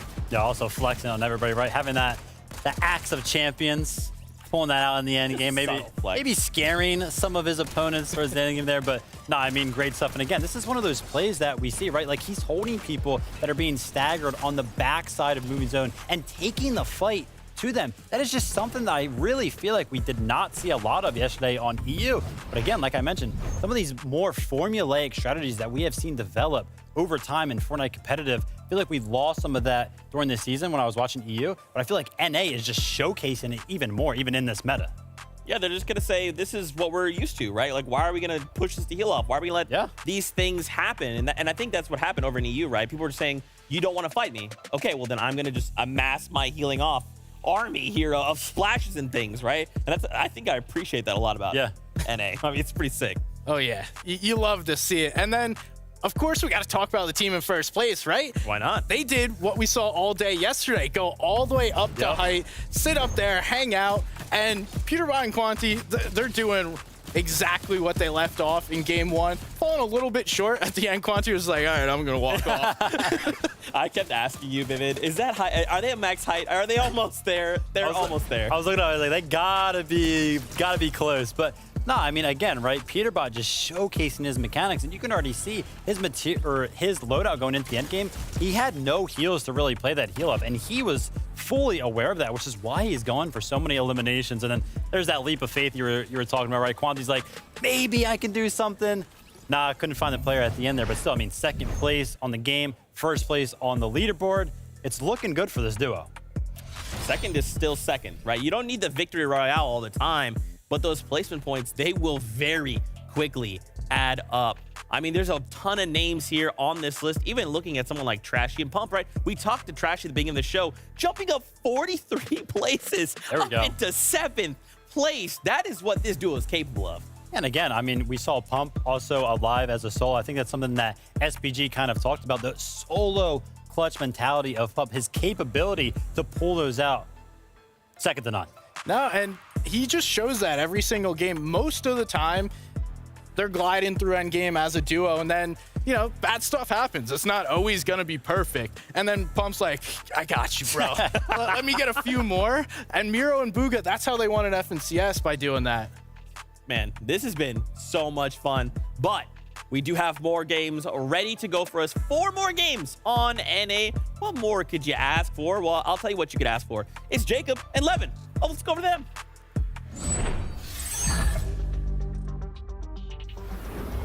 Thank you very much, Zeke. We are here for game number 3. The first 2 games definitely showed us that the top NA players, the likes of the former champions, Acorn and Cole, the likes of Yomzo and Rise, Peterbot and Quanti, a new duo in this stage, are here to perform, here to show up, here to show us what they can do. Yeah, and I think today is what you're seeing is the result of 2 regions combining into one. The clashing play styles going at it right before our very eyes. And that's what I'm saying. It's going to be a real wake-up call for some of these players in general, once they realize that playstyle isn't going to work in this new era of Fortnite when it comes to NA, but a different bus path this time around, which means a different off-spawn fight right out of the gates and more time to work with for some of our teams. One of them is going to be Day and Shore, but uncontested towards Breakwater Bay, so all they're really going to gain out of this is just more time to loot up and set their foot on the road. Nobody at Breakwater Bay to fight them off spawn. We will see off spawn fights here between Batman, Bugha, Bacon. Picking up the weapon as well, and so no chance for you. Edward did get a chance to pick up a gun. But unfortunately, he has no teammate. Quanti and Peterable in the feed go down. Ooh. Oh dear. That's the fight over at South Slappy. And that's the fight they've lost. Not good, but at the same time, a first place to second place. At least they built themselves a little bit of a cushion here in our weekly finals. As Bacon and Batman Booga, they already got one. They go right back on up, take the high ground and take down Edward. And that's going to be a huge start for them because you saw how far they were able to push it in that last game while staying in Storm for the first couple of zones. This time around, they gave themselves so much time to work with. As we tune in to Paper and Shadow, the Death and Tahi fight for Shattered Slabs. Looks like a trade right out of the gates between the two. Which really leaves Paper on the back foot, but Paper and Shadow have some of the most eliminations through that last round, so he's prepared and ready to fight at a moment's notice. Ooh. Say, or keep it simple. Go for the revive. Oh, gets denied the piece control. That's a great opportunity for Death to try to go ahead and break into the box. The relentless pressure coming through, which means Shadow's gonna go down. And honestly, that's a win right now. That's a win, and that's why you see him disengaging. He got the points. He left him into a 1v1. You gotta imagine he possibly already has the reboot card as well, so he's just trying to put himself into a better spot instead of getting greedy. And this is a replay of our first place team being taken out here at their POI. Gibot and Quanti, unfortunate. Didn't quite land on that floor spawn. And there was an SMG waiting there to take them out. Tahi here is going to go down at the hands of Paper. Just unfortunate because they don't even really get to mess around with the Shattered Slabs vault as another team. That's Liam, that's Jitter. Begin to kind of push in and push Paper out. It might have been a different story if Paper still had his teammate by his side. They'd at least be able to defend it as a duo, but the more important thing to him is just getting his teammate back in and having a second chance. And if he does so rather quickly, Levin, they can kind of loot up whatever they can, the scraps over on whatever is the north of Shattered Slabs, and try to kind of turn around and fight for that vault once they feel like they have the loot and the confidence to do so. Quite a few times today we've seen Jamper's name in the feed relatively early on. This time around, we're gonna get to see what exactly they're cooking up off spawn. I like Cam and Jamper. Yeah, And Paper. led to them being taken out at times, right? Off spawn here up against Hound and Aiden. Both players ramping up, pushing over towards each other, but nobody engaging in the fight. Hound and Aiden, another team from the former NA West region. Really proud to see how they're going to perform in this game as Paper looks like he got Shadow back up, but then Shadow goes right back on down as they try to return back on over to Shattered Slabs. But at the same time, Jitter probably chased them down as soon as they hear the reboot pop off. Paper just taking so much damage trying to run. Jitter spots him out on the other side, quickly takes him down. And they have the best possible chances to get the vault here towards Shattered Slabs. But as I say that, another team in the distance beginning to put down shots, which means they're going to have to think. They're going to have to guess, is it safe enough? Is somebody looming around the corner? What's the plan here for Jitter and Liam?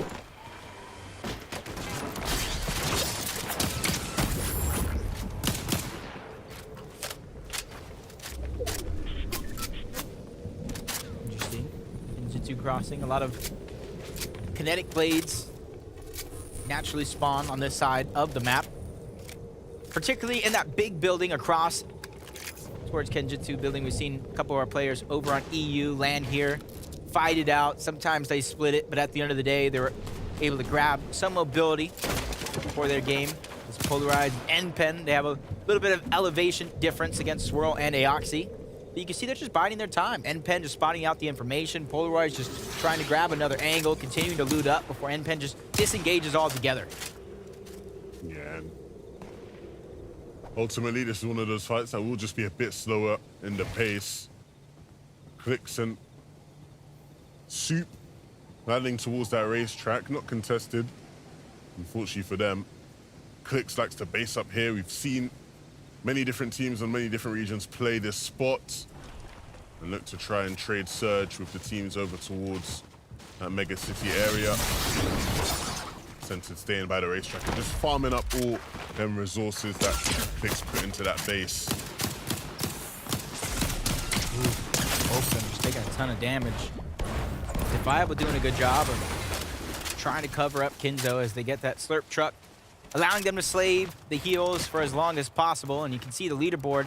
No Quanti, no Peterbot, no Parks, Mars, no Yagvir, no Gold in terms of elimination. So a lot of our heavy hitters in this lobby are already down and out. The only one you really have to worry about is, of course, Acorn and Cold. Even though they don't have a ton of eliminations to this point, you know their pop-off potential. But Batman, Booga, and Bacon as well. With first place, 18 eliminations so far on that leaderboard. Yeah, these guys have been aggressive. Yeah. They've been the ones taking fights where necessary. And they've been winning them. They've been winning them. Kind of almost doubling up their points game after game throughout the first two. Jump on board, the replay of D-Roller just causes so much havoc before he finally gets in and hits him with the one tap. That's just crazy if you don't really see that one coming, and it's crazy if you see it coming as well. Yeah, I don't know who I'd rather want to be, right? The people that see it coming or the people that don't see it? I think I'd rather just not see it coming. At least you have an excuse. Yeah. I'd rather not see it coming. Send me back to the lobby. Just get it over with. Ritual and TK. You can see them, they're kind of splitting up here. TK beginning or continuing to farm up. Find loot, find upgrades, because even if they're stacked for now, it's always worth to look around for an upgrade as it continues to put pressure onto Trashy. Taking down the shields. And you can see they're not really closing the distance. They don't feel confident enough just yet, but as I say that, somebody pushes up to Trashy right away. That was Ritual trying to be the tip of the spear thanks to the damage that TK just put on, and they're still chasing him down. They don't want to let that damage go to waste. Where is Pump? He needs to be able to help out Trashy in this situation, but as I say that, in the minimap, he's trying to close out the distance, trying to put down suppressed fire, but it's not going to be enough. Ritual was just hot on his heels, didn't let him escape. Ritual now. Just gonna pick that one up. I like that, though. I like that. The reason why he picked him up right there is so that TK can aim for the headshot, get max damage for Surge. Wow. The one side. You can hide every side, but the one that's open, they're going to find it.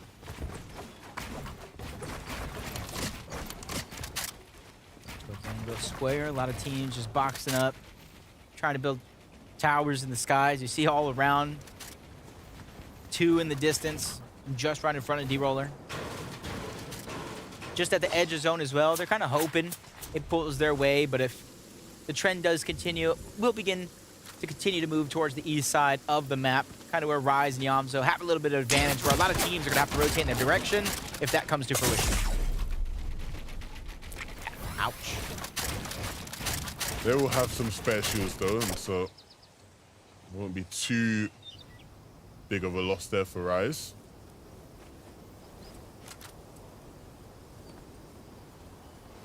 Two-gun threats, though, just outside of Genjutsu Crossing on the island. Luckily for them, though, they do have the kinetic blade to get up and out at a moment's notice without any mobility. I would question a spot like this.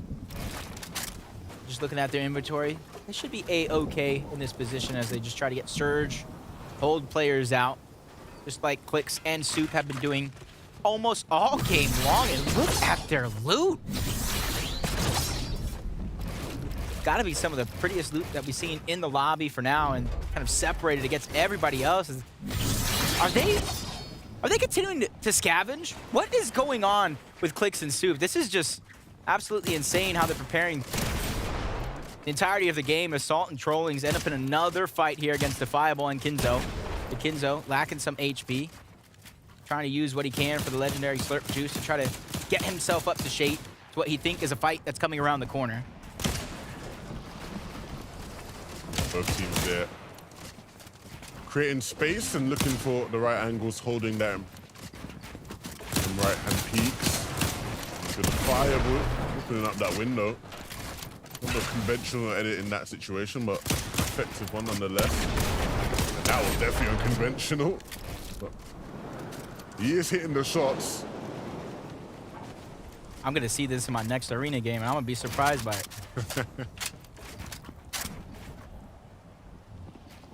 But I like how it's kind of slowing down just a little bit. They're realizing their win conditions. They're realizing they cannot take too much damage. But, Levin, I asked a question early on. What is Clix and Soup doing over towards the racetrack? Out comes Taco out of nowhere to give me the answer. Of course, Jacob, and teamwork makes the dream work is really just the ultimate solution here. Soup actually taking the time to prioritize getting all the resources necessary, farming out materials, builds, but dropping off all of those heals as well for Click so that he can focus entirely on just taking shots into Mega City, keeping their surge tags up and heavy. That way, if they do need to rotate sometime soon, they've got it all locked down. Okay, just writing those notes down. Playing their roles perfectly. They kind of build that monument in the sky, and I was wondering where they're going to kind of refresh that metal. Well, it was Soup who went back down, not only to refarm a lot of those resources, but continue to scavenge the loot. That's going to allow them to take tags. Will it pay off for them in terms of Storm Surge? We're going to have to continue watching this game to find out. But for NPen and Polarize, their worry isn't Storm Surge, it's Swirl and Aoxy trying to get into their box with the ODM gear. He gets denied his first try, and that's why you see him try to back on up. Took a little bit too much damage. Of course, she does have shields, right? Of course, they just open up this cache, and so there's some spare shields, spare bigs there that they'll use to get themselves back up. Shouldn't be too much of a worry in that sense.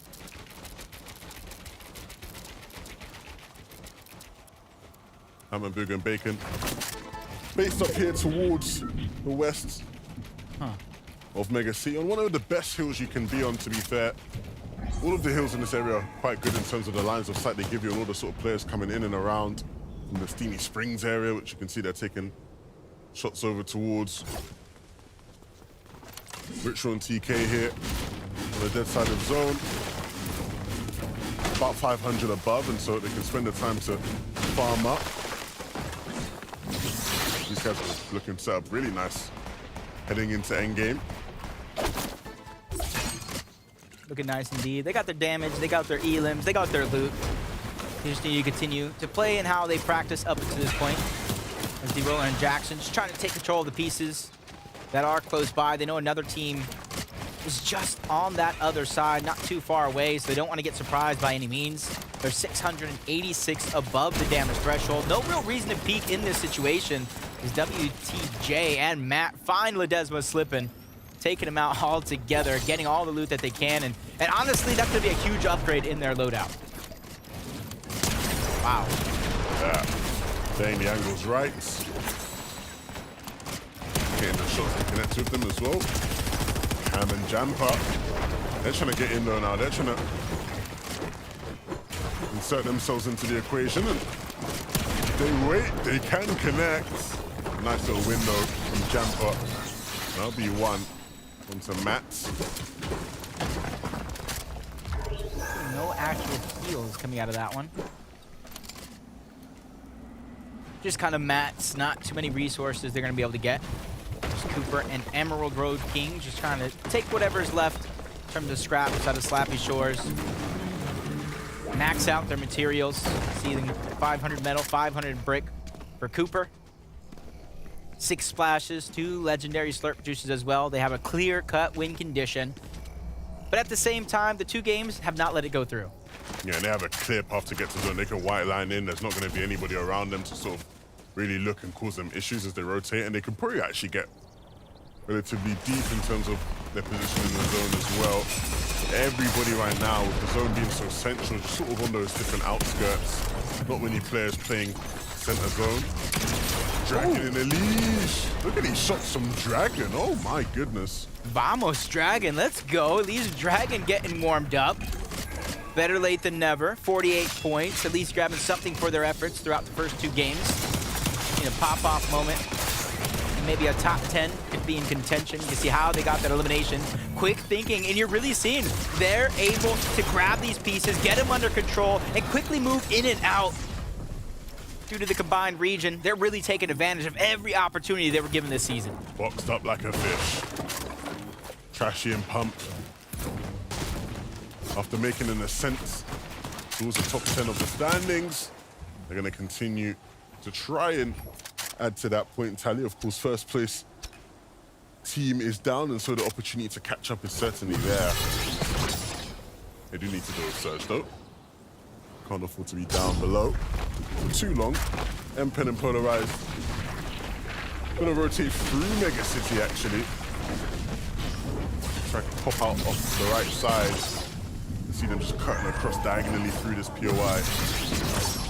And rightfully so, there were a bunch of teams just to the left there, and so if they tried to get out that way, it would have been very, very tough to do that. So tanking a bit of storm damage just to get into the safer spot of the zone. Instead of popping any sort of shield, they're immediately still trying to go in. I don't know if they saw that Pump was weak or just simply trying to take advantage of their situation. Pump goes down. That's TK who's able to take him down. Comes at a cost, though. Down goes DeQuinted as well. Trashy and Pump get cleaned up overall, but each one of these duos getting a share of that pie. DeQuinted knocked off together, and that's why you see Sinetto just trying to back himself into a corner, but shots coming in from a whole nother direction. His position's going to be given away by trying to play defensive. Ritual gets denied, but as they go into another box, Ritual just lands the perfect shot to take him down, bringing their total to 4 eliminations and over 700 above the damage threshold. Yeah, so I liked how they were looking. And hopefully now, taking a look at their inventories alone, you can start to understand why these guys are stacked to the brim. Well deserved. Look at some of these shots from Ritual. Hitting hard today. And unfortunately, Trashy wasn't happy about going down there, and understandably, they were making such a nice climb up the standings, and their progress is currently put to a halt. Rising and Yomzo, a really nice position here on the north side of the zone. They were able to get in ahead of the rest of these teams. You see all these teams are looking back at, they're the ones that have to get into zone, and they can just sort of stop them, or delay them at least. Maybe pick up an limb along the way. The damage alone would be enough to satisfy their needs. It's Cold and Acorn. Haven't gotten ramped up to what we've seen in our last Major 1 finals for FNCS NA side of things. But they're one of the teams throughout the last 3 weeks of FNCS Major 1. They didn't necessarily put it all on the line. They had a struggle in week number 1 and picked up the pace throughout those last 2 weeks. You got to imagine a team like this with all the experience in the world can pop off at a moment's notice, so it's not somebody you want to sleep on. As we jump on board Bacon, he's by himself. Batman Booga got knocked and taken out just moments ago. So with no heals and no teammate, Bacon definitely does have his work cut out for him to keep that consistency intact. 116 points. They're definitely one of the teams to watch out for.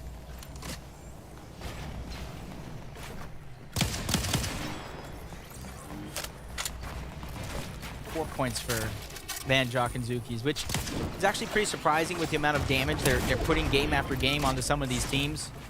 Really causing a ruckus, just really not getting the credit for it as Zuki is late to rotate. Looks like Bacon was trying to land a cheeky shot as he rotated by himself, so he's gonna have to watch out as Polaroids ends the run for Jock.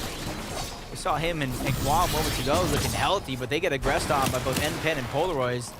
And that's what you really have to watch out for. Everything can be looking fine. One moment, you make the wrong move. Next thing you know, you're back to the lobby. Yeah, now they can just sit there and hold window. All he has is build wood to build in, sorry. Tragics and Cease making their way down from the Bastion here over towards this Mega City area and crossing the river unscathed and unfazed. Gonna use that metal now to ensure their safety as they get on in. Sort of stuck down, that's a very uncomfortable layup. Need to be very careful as there are players and they're finally starting to move on up. So they have to continue to move in. They're not even safe where they were. Barely on the side of this hill in safety. And players know that, so they're capitalizing, they're getting sprayed. Great job by Cease, though, quickly firing down from above to at least alleviate some of that pressure. And I like the way he's saving those chug splashes, saving that legendary slurp juice. That's a clear win condition if it comes down to it. Or at least it's going to allow you to stagger yourself backside of zone once we get into the next couple as Soup and Clicks still alive. I would say looking healthy, but Clix is basically taking that sacrifice, not regenerating the shield, so that way they have more heal-off potential towards the end of this game. 241 above the damage threshold. They don't need to peek. They just need to stay alive, but they just become the focus of the lobby. Super Clix trying to play defensive, but the shots are going ahead and burning through those builds, doing so much damage, forcing the first of 2 legendary slurp juices out of Soup. Yeah, that's not ideal, but it's much better than just being taken out completely. You see some of their top competitors in this lobby tarping up ahead of them. Nakorn and Colds. These guys all with the same objective, just to try to get to safety, get some room to breathe. Tragics and Sisu struggle to make their way into zone. Will barely get out of the sights of Rokane and Vert, who are eagerly looking for maybe a chance to get a refresh. Some mats they can. A big find. They're able to get the Elim onto Cam, and they do, and with no knock, you already know Jamper's out. Back to the lobby already. More loot for them. Look at their mats. They don't have much distance to cover before they're in the next zone. They're just waiting the 19 seconds out for it to begin to move. Just a couple kinetic blade charges, and they'll find themselves in such a great position. The only worry for me with those charges as they rotate is the elevation. They got to get the spot that is not on the lowest of grounds. Comes to that spray and trying to make things uncomfortable for Commandment down below. But now gonna have to focus on zone. You can see Hamsu scouting. There is a team right above them, and so that's Clix. Can't go out that way. They're gonna have to top out a bit just to create that bit of space, that bit of distance. Frex is gonna get the revive onto Booga here. Ooh, was worried about this team coming through. And so unfortunately has to put an end to it, and they'll just put an end to him. It's Mpen who walks into that box. TK gets the credit for the other one, but the damage is done. Emerald Road King does go down. Cooper's gonna be left by himself. 3 splashes, try to use the ODM gear, but gets tagged up, falls to the low ground, but catches himself at the last possible moment. Legendary Slurp Juice gonna be used, but when we look at the high ground, that's Poyo, that's Keyboard, and almost gives you a glimmer of what Booga saw in Poyo. He has to live up to that hype, live up to that name. So good being up on height at this stage, so you have to do something with it. We'll see if he can live up to that hype. Unfortunately for Yomzo, Rise has fallen, and he's in the back of the zone with many, many eyes watching. That kinetic blade is gonna have to come through. Their charges are there to be used, and he'll use 2 just to get into a nice spot on the zone on the left side here. Not much congestion, so a bit of breathing room for Yomzo as a solo.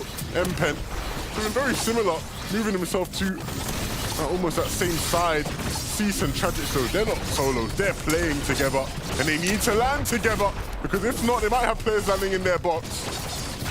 They're just playing bumper blades right there in the sky, and Ritual is the one that's going to go down for it all. 4 eliminations so far. TK doing what he can to try to play hero, but realizing when enough is enough, he has to abandon Ritual, but he's not going too far off, just in case he's able to get it. But another team coming in from a whole nother angle, leaving TK with no choice but to disengage and play the rest of this one out by himself. And look what he's found. He's found a bunch of chug splashes. Wow. He's going to sit there and heal off with. And even if it's not going to win him the game, it will win him some extra placement points, and that's all that matters. Clix and Soup, though. Another game here where they're just on mid-ground, and they are vibing, looking for an opportunity for a refresh, and looking to try and maybe find some room ahead of the zone. Yeah, don't want to be in the middle back. Moving now towards the front. Is anybody going to look up? They're 1 layer thin. As I say that they do, Poyo and Keyboard, though, they're going to be able to catch themselves with a kinetic blade. You can see Keyboard going deep into zone, making sure they maintain the high ground, which is going to be important as Clix, Soup still on the hunt. They know players are nearby, and they're closing in on that distance, but they're making sure they stay in that mid layer. If you drop ultimate low, there's going to be so many teams down there causing some chaos for your game. These guys have played their match brilliantly up to this point, but they are starting to run low on mats. And so it's going to be a matter of hitting some shots, but Clix isn't ready. And so that just leaves Soup with just the 1 build remaining. Scratch that, no builds remaining. He has to connect, and connect he will, but it's not enough for an elim. Now just patiently waiting, but the time is ticking. You can't keep sitting in zone. You have to run in, you have to connect. How's he not gone down? Yeah, what a shot! But before going down, Mpendo down beneath is alive. and is using the chug splashes to stay in the zone here. Yeah, he's doing all he can to try to get as many points. Tragic's doing the same thing, but him and Cease are still alive as a solo. 3 splashes left as well. Cease goes down. Shots coming in from Polo, but it's not enough. He gets taken down by somebody else still left in this game. This is a 3-player zone heal off here towards the end of this game. NPen popping a legendary slurp juice. Pizza is being eaten. Slap juice is being drinking. 1v1 situation. Who has the heals as NPen uses his last? Thankfully, he has the slurp juice still ticking, but he goes down altogether. Acorn, FNCS Major 1 champion, takes the game. Game after game, we're seeing the biggest and the best names in North America showing up and showing out. Acorn and Cold pick up that game. The pizza was just too much to handle for the rest of the lobby. And a really nice win for a team that has been ever present in all of these different end games with some of their top competitors getting taken down early. They came into that game in 3rd place, and that certainly will move them much, much higher. Potentially will put them in 1st place as well.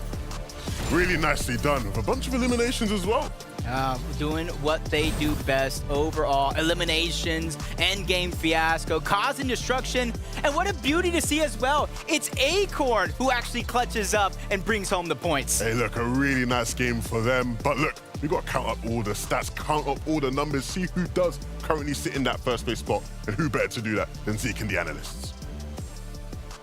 Leave it to someone like Acorn and Cold, who've already qualified. They're already through. They just say, let's play spoiler. Let's just go in here. Hey, let's just get another Victory Royale. Casual. No big deal. And again, listen, they're playing consistently through every single game. No surprise, they're going to be finding a Victory Royale on the day. And I feel like every single game is going a little bit later and later into that heal. So maybe some adaptations being made by some of our players. But nonetheless, Acorn and Cold come out on top. Yeah, it's really interesting to see because, like we mentioned last time, Cold's normally the clutcher, but when we have a change in meta, Acorn's like, dude, I'm ready. This is my moment now. And we saw at that last moment, instead of deciding, okay, I'm going to take that fight against NPen in the final moment, it's like, dude, I'm out healing you. Get out of here. I know I got this. I mean, there you see it right there as well. Acorn kind of fending off anybody that was backing up to his walls. Just knows that he has to just do a little bit of damage, make sure he finds that siphon as well, helping him in that heal-off aspect. Such a smart player. A lot of very, like, small things, right, that will lend itself to them winning. I like what you're talking about, that control, just to say, what are these little things? A lot of people would panic in that situation. Yeah. Not these guys, though. Nah. No need to take some of those 50-50 Havoc pump shotgun fights, right? Just get that tag. You have the builds. Play a little defensively after you hit that shot and going solid. Yeah, and the little things matter, too, when it comes down to it, of when are you popping those chug splashes? Yeah. When are you popping those heals? That way you're maximizing that time you're able to stay alive. And let's see how this translates to our standings currently. As now, Acorn, Cold, they jump up. They say, you know what? This 3rd place, not good enough. Let's just go ahead and take over the 1st place spot. They push down Peterbot and Quanti, and even Iamzo and Rise, right? These top 3 are shifting, and I believe it was Iamzo and Rise that went down early that last game. Yeah, 100%. I mean, also, we saw Peterbot and Quanti go down in the early game, right? So that's why this lead was able to be formed. But all those teams kind of sneaking into this top 10 right now, Cease and Tragics. And that late game right there, we saw some rotations, some very tough rotations being made from Cease and Tragics on foot, actually. Not something that we see a lot this season, just simply because of those kinetic blades. But Cease has the experience. He's made so many rotations on foot and got his duo into the end game. And out of everyone in this previous round, they were one of the few teams that won 2 matches in the previous round. Okay. Not many teams did, so they clearly are understanding how to play these new zones, adapting quickly. And I mean, Cease been doing this a long time. Yeah. Pairing up with Tragics seems to be working perfectly. It's crazy, right? Sticking with the best throughout season after season after season, man. Shout out to Cease. Yeah, I mean, he has talked about it in like several of the interviews we've done with him that though he's been around for a long time, he wants to prove that he's still very much one of the best. And there you go. That's good proof in itself.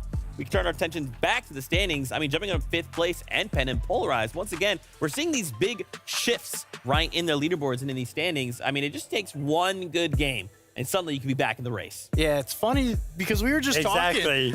NPen and Polarized are like in zone every single time. And we were just sitting there like, why do they keep sitting in Storm? But apparently it doesn't matter, Vivid. Yeah, I mean, we've seen a lot of actually some of these NA teams hang out in the zone a very long time. Storm sickness being a thing. I'm surprised it's working for some of these duos. They're making it work, though. Yeah. All right. Well, guess what? We have a very special little interview lined up for y'all. Let's come on up this way. It is none other than Zemi. Hello, my friend. How are you doing? Hello, hello. I'm doing great. How are you guys doing? Oh, man, dude, we're vibing. FNCS is absolutely wild. How are you enjoying all the action in the now combined NA? I love it. I love it. It's great to see all the top talents from all the regions coming together, and I just think overall it makes the competition a lot better. So I got a question. I know you're great at winning zero build tournaments, but are we going to be seeing you compete in an FNCS sometime soon? Maybe. I mean, maybe I may have played week 1, a couple days ago, and you may see me coming in the next 2 weeks, but that's all I'm going to say. Okay, so a little bit of experience there. You found out maybe like how difficult some of these lobbies are. How do you think it overall compares to zero build when it comes down to the competitive aspect of each of them? Very different. I mean, there's some things that go hand in hand, for example, positioning and stuff, which is where I can kind of excel at, and even builds, but very different, especially endgame. How do you find yourself in those endgame moments? Like, what do you do to focus? Because I feel like for me, sometimes in those final moments, I'm just all over the place. I'm going to be honest with you. I'm in the same boat as you. I'm all over the place. A couple days ago when I played, first game I was lost. I didn't know what's happening. Oh, that's all right, man. The zero build goat, right? Sometimes some of these other game modes, they're just so hard. I'm getting old myself. These building stuff, it's really, really hard for me too. I feel you, man. Same here. Well, hey, thank you so much for your time. Where can the fans find you? You guys can find me every day on Twitch at Zemi or on Twitter at Zemi. Hey, well, we hope to see you soon in the FNCS. Maybe, fingers crossed. But thank you so much for your time, and we'll catch you later. Later, guys. There you go. Just having those little opportunities, right? Talk with members of the community, see their thoughts, get their insight. It turns out I'm not the only one that's all over the place in those final few moments of the game. But you know a lot about that with experience from my end. Yes, Zeke is definitely not good throughout the early game, mid game, or the end game. So if we ever play, usually he's getting carried. But if you like those zero build competitions, definitely check out Zemi. Absolutely fantastic at popping off in them. Live. Just put Zeke on blast right there. Had to do it. Oof. We're gonna have words after this. Guess what? Game is ready to go, and so is Vivid. So we're gonna go and have a talk. You guys enjoy this game. This is the FNCS. Game number 4 of the FNCS is upon us. And if the remainder of the games today are going to be anything like what we have seen, and I can assure you we have a lot of heel-off coming off, because game by game, Jacob, it seems like we're seeing the heel-off plays come into fruition. Yeah, a lot of these players are realizing what the meta actually is right now with the combined regions coming into one. It's bound to happen, the mixed play style, but now they're finally letting the dust settle in the second half of the day. Yeah, I think as we head into the back end of the competition, some of the teams at the top will have to feel that pressure. I think we've seen it so many times for all different competitions, all different FNCSs. Now, even if you do start well, it doesn't guarantee you finish well. You have to continue that consistency, and if there's ever been a meta that's hard to be consistent in, you would probably say it's this one. In any case, that is what differentiates the best of the best. And this is a team who unfortunately did not grace us with much of their presence in Game 3, Peterbot and Quanti. When the zone was west to east, they had their fair share of struggles. This time round, though, a different bus path and a different chance of life, and one that, unfortunately, isn't going to be too good for them either. Quanti going for a little cheeky play. That's something he's going to look back at the VODs and kind of regret it. Maybe the timing just wasn't there. Another shot going to be missed by Peterbot, something you don't necessarily see every day. He's going to try to take the grind rails on out, and he gets pretty far before he gets taken out by both Lawrence and Seek. Back-to-back games off spawn where Peterbot and Quanti get taken down by Lawrence and Seek. That is rough. Very, very rough.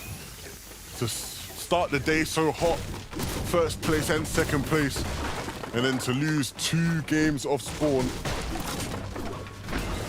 That is something to certainly ponder on. 6 points. Difference between them and the Yamzo and Rise. Pump and Trashy trying to have a much better time this go around, and they do. Another off-spawn exchange is going to be won by the duo, but that's not different than what we've been seeing so far. For them, it's the mid game. It's going into the end game where they found their struggles in the last couple of games. As we check how they even got into the position to win off spawn. They were battling from low to high ground, but Blue just ends up into the box by himself and kind of leaves a quick 1v2 for Trashy and Pump just to really take advantage of.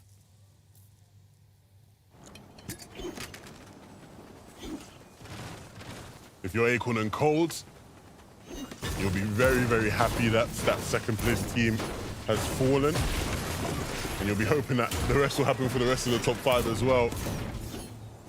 Give them a chance to increase that lead. And like Zeke was alluding to, these guys have already qualified for the Global Championships. We will see them there towards the end of the year.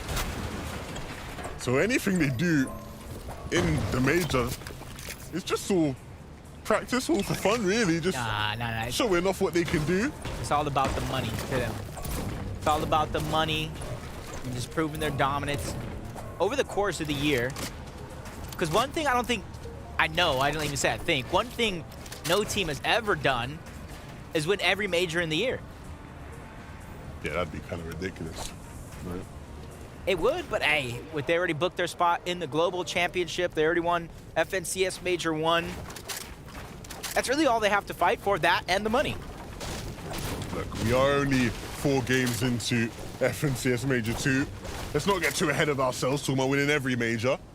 But if there was ever going to be a team to do it on this region, you'd probably put their names into that hat and be at the top of the very list. Skittles and Aviv over towards the north side of Brutal Bastion. Skittles just based up here, or sitting on top of this mountain, on top of this hill. Problem is, there's not really ever going to be many players rotating in around this area. 1 or 2 teams at the most, and so you have to maximize what you get from them. Back over towards Snappy. Hide and seek, and Lawrence still causing issues here. Ah, that's Ryzen. He's taking so much damage trying to escape. Yamzo nowhere to be found for now as they continue to backtrack. Zeke took a lot of damage, but instead of popping that big pot, he's returning towards South Slappy Shores to try to get any of those slap barrels that are left nearby, scavenge any bit of loot. You can see him pushing up, checking if the slurp truck is there. He's doing everything in his power to try to conserve as much of the resources as possible.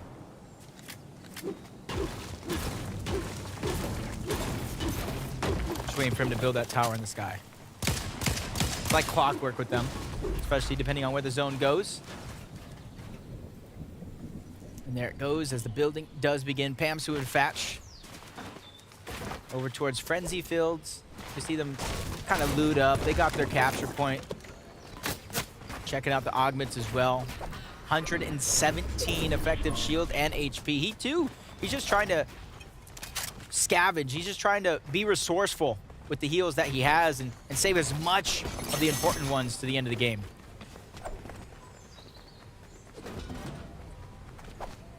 You can see there's not much for them to scavenge.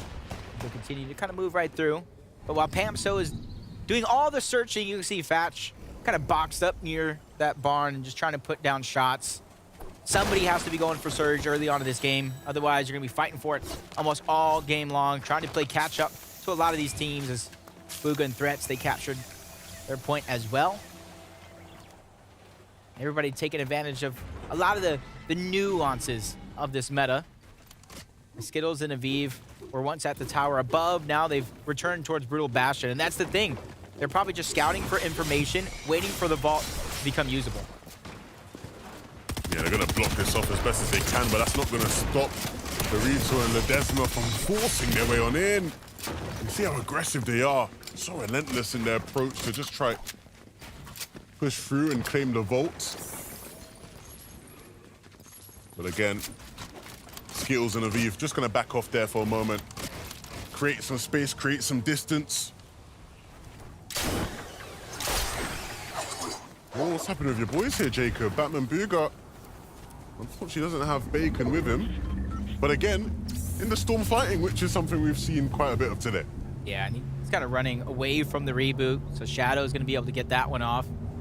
Does he have The reboot card of Bacon is going to be the big question, but he has another med kit. So he could, in theory, stay in the zone that much longer and just trying to put down shots. 2 of them are going to land instantly, 3 for 3.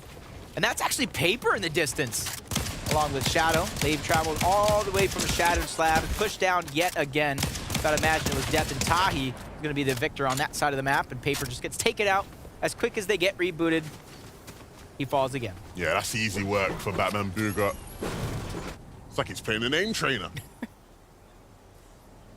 Oh, now over to actual Booga. What? I was about to say, which one's the real one? I think we all know who the real one is. No questions about that. But Batman Booga is Batman Booga, and Booga is Booga, you know? They share the Booga in name, but they're their own people, you know? Exactly. It started off as a little meme for himself, but as he made a name for himself, he realized it's too late. I can't change it anymore. I'm Batman Booga now, and it's here to stay. It's like Booga and Threats. Throughout the last couple of years, really making a name for themselves, household names on the region of North America overall, Polarized and Pen. You see they've got a ton of loot up for grabs, trying to spot out that player that's trying to escape, lived to fight another day, but for them, you can see them instantly trying to cover the distance, go outside of the zone, and not take too much damage, but they get stopped short and gate kept. Polarized here. Wow. In the midst of a fight, and one that will do well to win. I actually saw in the feed Poyo picking up Threats, which is hilarious, right? Because Poyo is the player Booga was playing with beforehand, and he stopped playing with him to play with Threats. So Poyo just getting some revenge out there. You're not better than me. Anything you can do, I can do better.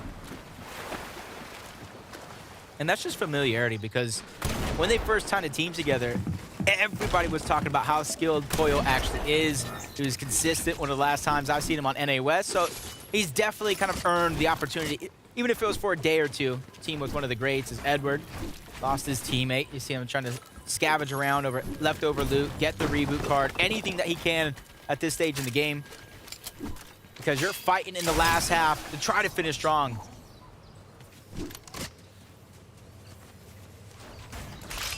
I'm gonna go for the reboot this deep into zone though. We already see what happened with Paper.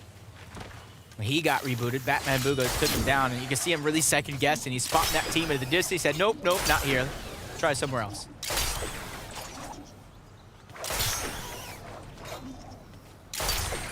Rodium Gill moves them across rather swiftly.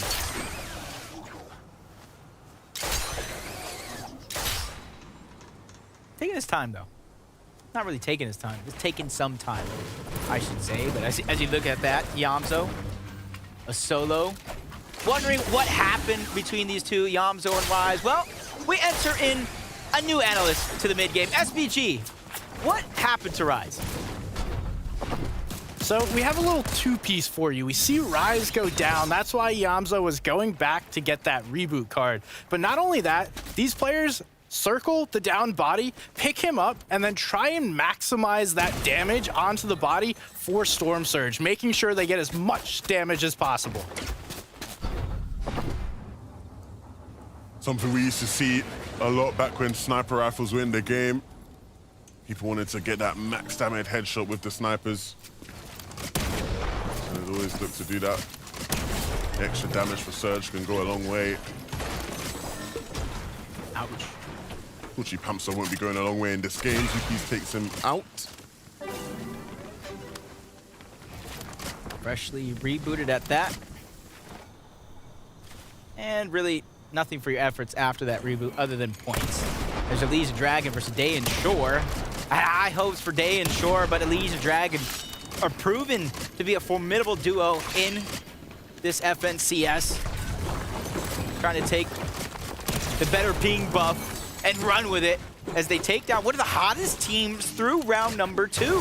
Really stopping them short overall to get their second elim of the game. Yeah, nothing quite being able to work out there for Shore and Day.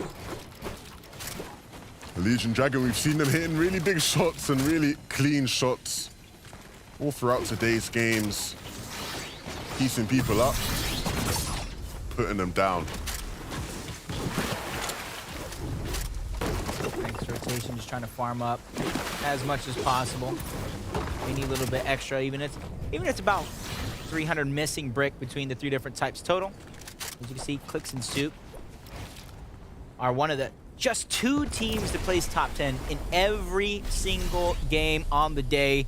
You're going to imagine landing center map, being able to kind of build that tower in the sky, get Storm Surge, all while Soup is just kind of gathering the resources. You can see the switch up. Click said it himself.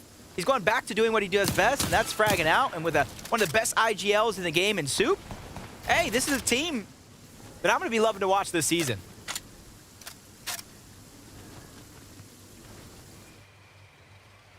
Interesting decision, though. Yamzo not attempting the reboot onto Rise. Maybe he's waiting for it late in the game as a lot of teams just kind of move past him.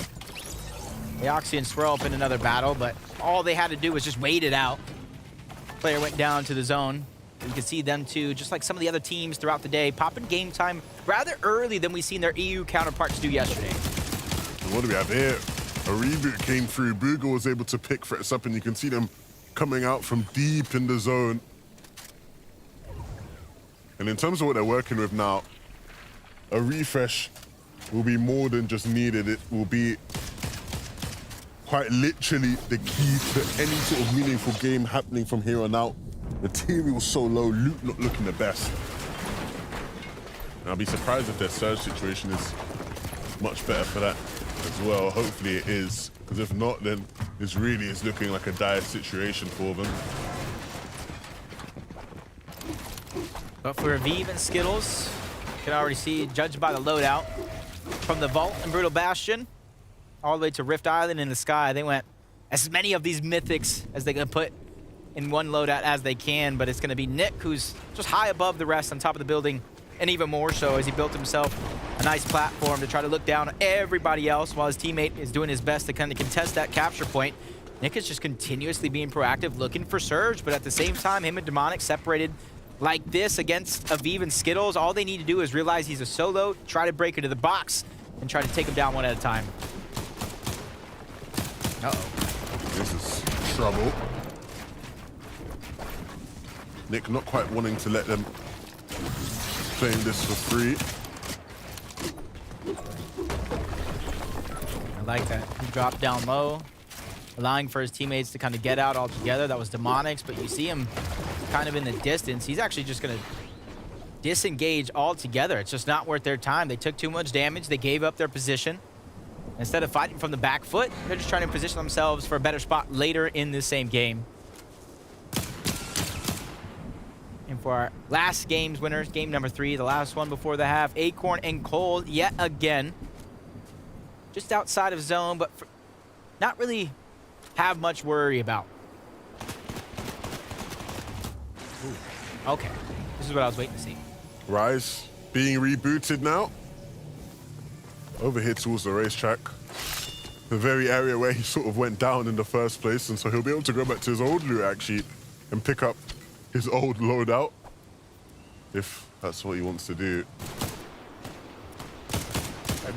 Sitting in a bush. Yamza probably has all those heals ready for them as well, knowing he had to go deep in his zone just to make this chance a possibility. So many teams on this side of the map. But unsurprisingly enough, almost 600 above the damage threshold. So much experience on one team as Matt and WTJR begin to kind of rotate into the zone. They get just outside, no longer taking damage, but Matt realizes before he gets on towards that edge, he has to pop a slurp. He has to go ahead and get himself as close to 200 HP and shield as possible before he continues his journey to the center of the circle.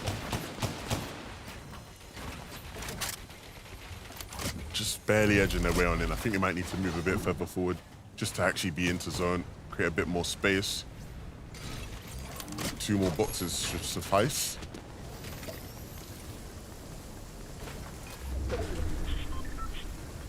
$518 halfway through this next game. 6th zone. We already know it's moving towards the north this time, more so as I do believe it hovers over Lonely Labs. They just got so much distance to cover, but Threats is going to go down. Yeah, falling in the feed again. Got rebooted only for him to be taken out once more. We'll see exactly how it happened.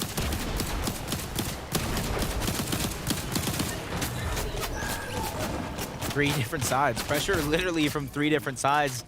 And the only side that wasn't getting tagged up was in the zone. Literally ran out of options on what to do. Ran out of options, ran out of time. It's time for the rest of the lobby to move towards this Lonely Labs island almost, right? It's sectioned off by a bit of water that most of the lobby will have to cross over. I'm not sure if I've seen an endgame moving towards Lonely Labs. At least not in quite a while, because you gotta imagine. We talked about the water. There's a huge dip, a huge trench all around that a lot of players can hide, especially players that might be solos, trying to scavenge for as many of the placement points as possible, because as it stands, 0 placement points have been awarded up until this point into the top 31. It's not until we get into our top 25 duos as placement points begin to kind of set in, one after the next.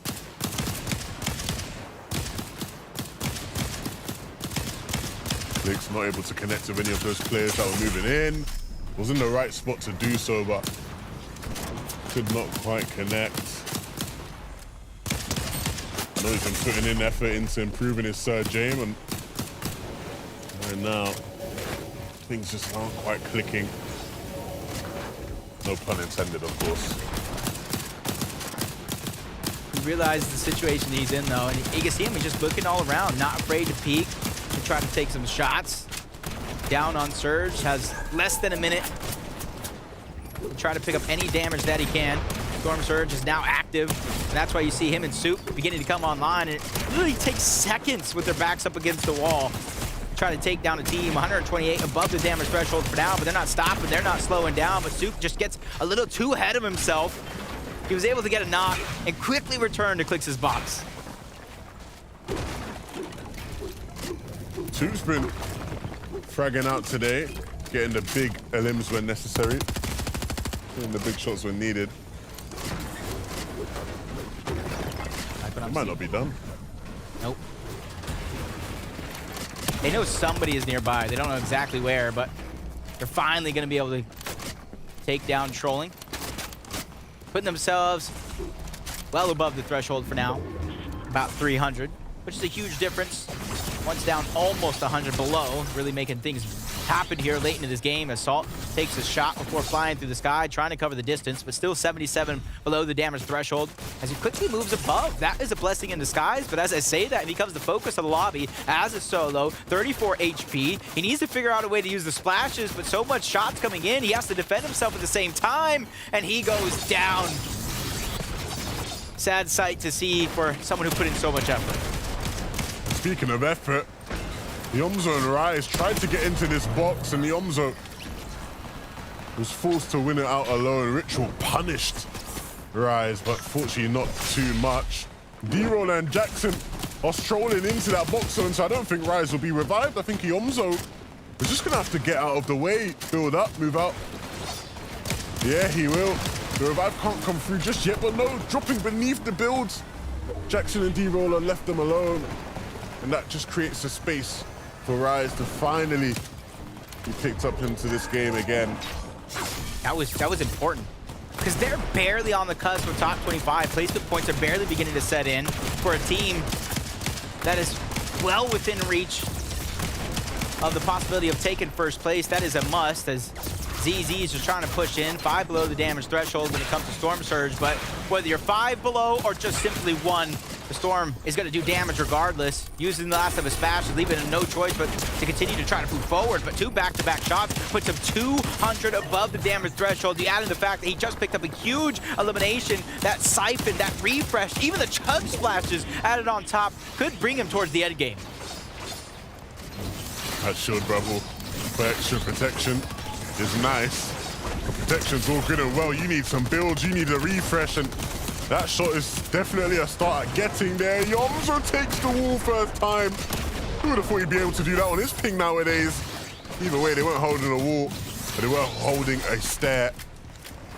And so they were able to block Yomzo from being able to make his way on in. But now the ODM gear, he's going fully in. He knows he needs these limbs, but nothing quite is working. The desperation kicking in. They just need something. If they can get in front of somebody's face, I'm sure they're going to hit the shots needed, but they just have to get that opportunity, and the windows are just not open right now. Yeah, perseverance, though, is going to be the name of the game for Iamzo and Rise. Even using that last build to get the piece control is polarized and Pen. They have more than just piece control. They have full control over the game up until this point. Night Zone, things are going to begin to move. With one elimination so far, my only question is how many heals does NPen actually have? And the Iamzo and Rise, they went down. Ooh. Let's take a look at it. Heals. WTJ. He dropped down, and Matbra pinching in from the backside. And so that duo, who we know needed a big refresh to stay in this game, couldn't quite do it. Soup, though, still continuing their own journey. Ultimate low ground, Trashy and Pump. We saw them become victorious right out of the gates, off spawn, and seeing how it's led them so far as Clicks and Soup, 46 above the damage threshold. Game time already being used. Pizza in his back pocket when push comes to shove. Same could be said about Acorn and Cold here, but they have 4 extra splashes added to their total, so they're gonna have a little bit more room to work with as they quickly connect Blade to the front side of the zone, sacrificing just a little bit of HP to build himself some more safety on the other side. Rokin and Vert looking for a potential drop down. And they see that play on this layer. That's Mars who's running away. Wow, everything just came crashing down for that short moment. Polarized and NPen, though, with those kinetic blades, they're going to be able to catch themselves and continue to maintain their position on that high ground. NPen, though, he doesn't have any heals. Unless he passed them on over when we didn't really see, it's going to be hard for them to win a heal off if it does come down to it, but no game has really came down that far. ZZ still a solo, no heals, but plenty of builds with that kinetic blade. He's going to easily make it from point A to point B. He just has to make sure to not get tagged out of the sky. Cold and Acorn moving through. Clicks. Let's have a pizza to pop, and maybe should look to pop it with his HP. He is one half-decent shotgun shot away from being taken out, and yeah, we'll just pop it to get everything he needs. Trashy and Pump.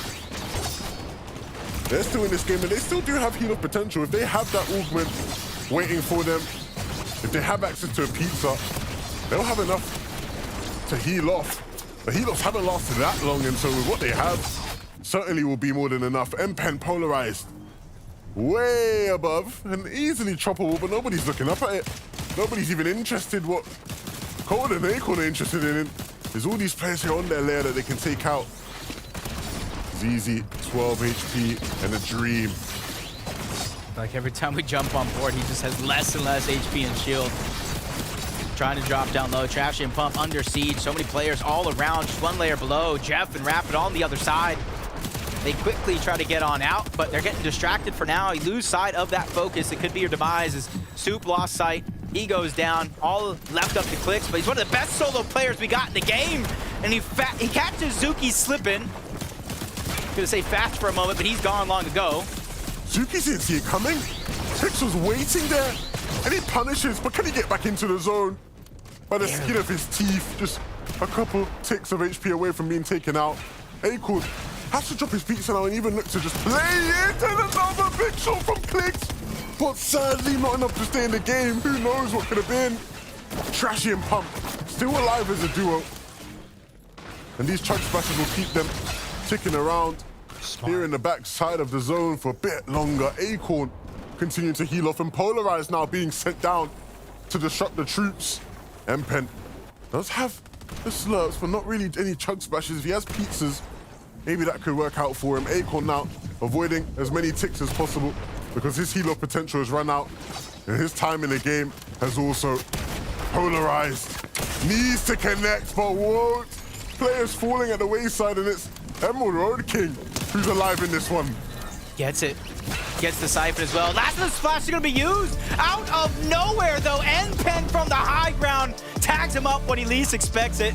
Like a thief in the night, steals away that victory royale straight from his hands. Emerald King, before he had time to look for heals, search for something to maybe keep himself in the game. NPen said, nah, I see you from way above and just dealt with him. Look at that. Wow. That's anybody's dream. Falling from the skies, falling from the heavens, and connecting with a magical shot. And M-Pen and Polarize win the game as a result of it. Okay, that was nice. That was nice. That was a great finish from the high ground. He immediately just dunked on him. Literally. Let me tell you, if he's not an athlete, that's going to give him some inspiration. That was really nicely done. A shot that I think many players would have wished they could have lined up for themselves.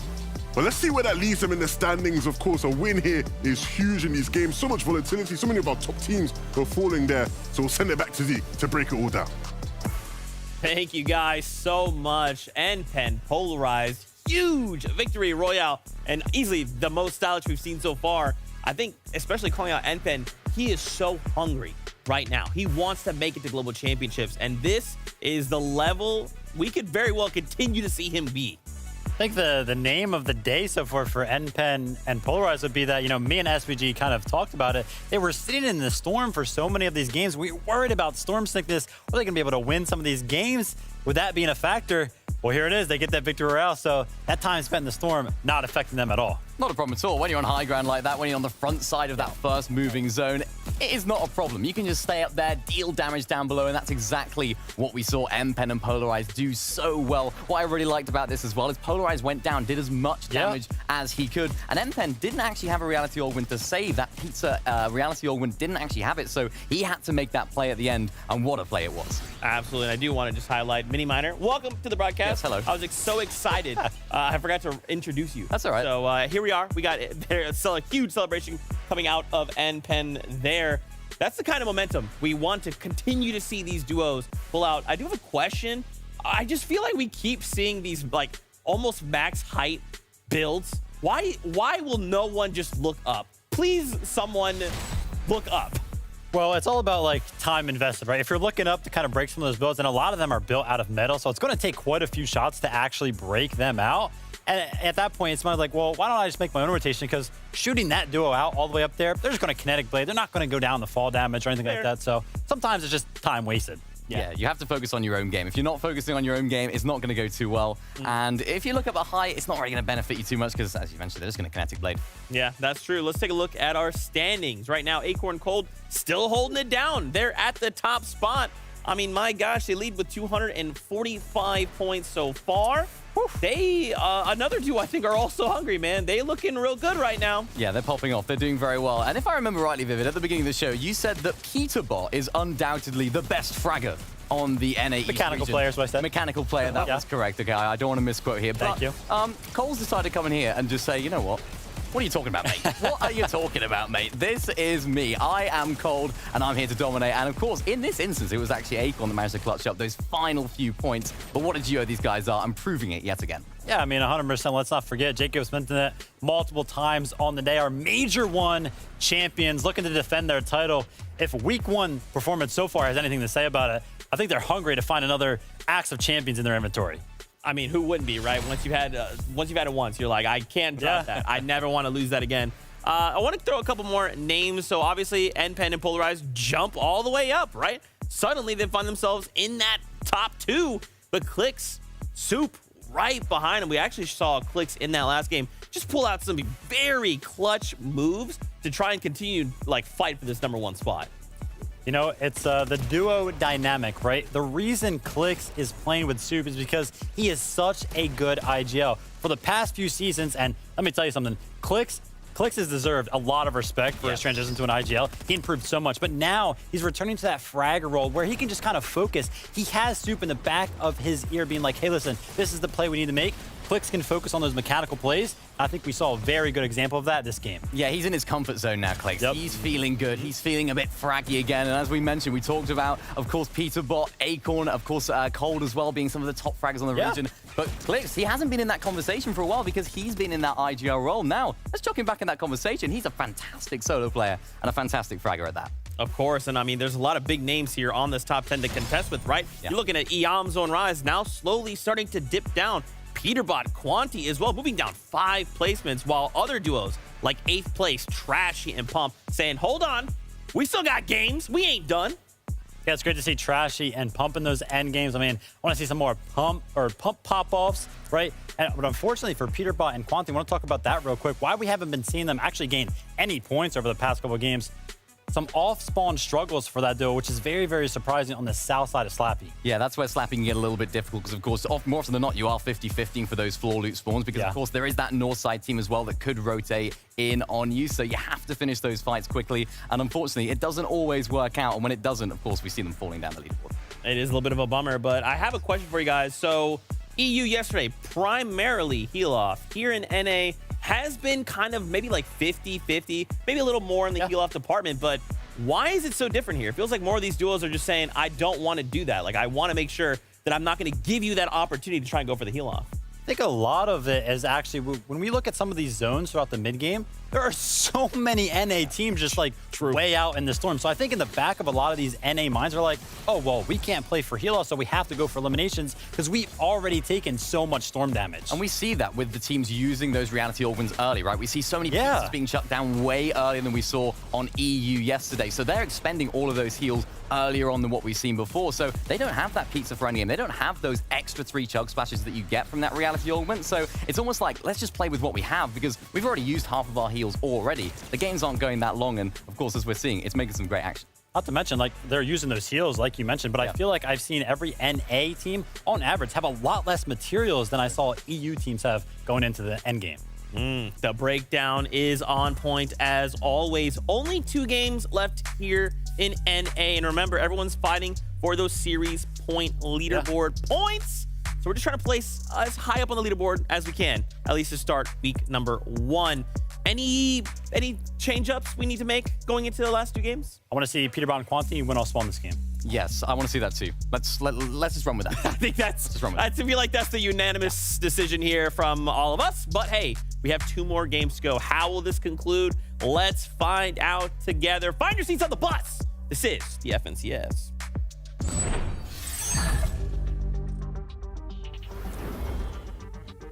After a long start to the day, we are now at the final 2 games. Here in game number 5, my biggest question, very similar to what the analysts were asking, will Peterbot and Quanti, who started off today so incredibly well, be able to finally win off spawn at North Slappy, or South Slappy, I should say? I mean, they're just used to that Slappy Shores all together. And everybody's asking, from the analysts to even Levin standing next to me, is will they win it off spawn? Fortnite says, well, let's just show them. Let's give them a bus path. That's going to give this fight right out of the gate. And you can see Seek and Lawrence having a little bit of height this time around. They're going to go ahead and drop multiple chest opportunities. Peterbot and Quanti, though, they're going on the whole other side, the eastern portion of South Slappy, and they're going to land the first couple of shots, but thanks to those slap barrels, it's not going to do too much damage to their HP, but I spoke too soon. Additional angles from Peterbot absolutely annihilates them off spawn. Peterbot putting in the hard yards. And so much aggression there instantaneously. Closing that fight out before some teams from the map have even landed. On the far side, here towards the southwest. Batman Booga, hold on Batman Booga. These guys have been some of our most aggressive players in the lobby, dealing such high amounts of damage. Going back. John's the one who's low on the other side. Edward's doing what he can to try to find as much of the loot as possible. And this is where the little bit of farming up that you can do over on this side is going to come in handy, and Batman Booga's be one of the quicker there. 6 builds, but in a fight off spawn like this, that could be the difference between winning and losing. And for Batman Booga and Bacon, 120 points. Trying to keep themselves within reach of taking a top spot and gathering as many of those series points as they possibly can after the day, as Edward doing what he can. His back up against the wall on the defensive end. And this is where both John and Edward towards the low ground, they need to land a good shot and start to fight that way. Otherwise, Batman Booga and Bacon will continue to hold the advantage. Yeah, and the opportunity to line it up is right there. Batman Booga doesn't see it coming. Returns to a shot of his own. And that is crucial because Bacon is able to go in there and take down John. So that leaves Edward, even with the great angle he found onto Batman Booga, it doesn't really materialize into anything because he's now still left in the 2v1. Luckily for him, though, there's no shields to go around on the low ground. Only a couple slap juices. This bacon actually does prove me wrong. He found some chug splashes elsewhere during the rotation to try to back up Batman Booga. They immediately fire off, take him down. That is going to be a full-on wipe, but you see a team coming from the north side. That's Liam, that's Jitter. That's one of the first teams in game number 1 that actually took down Batman Booga. Yeah, and they want to get another piece of that action.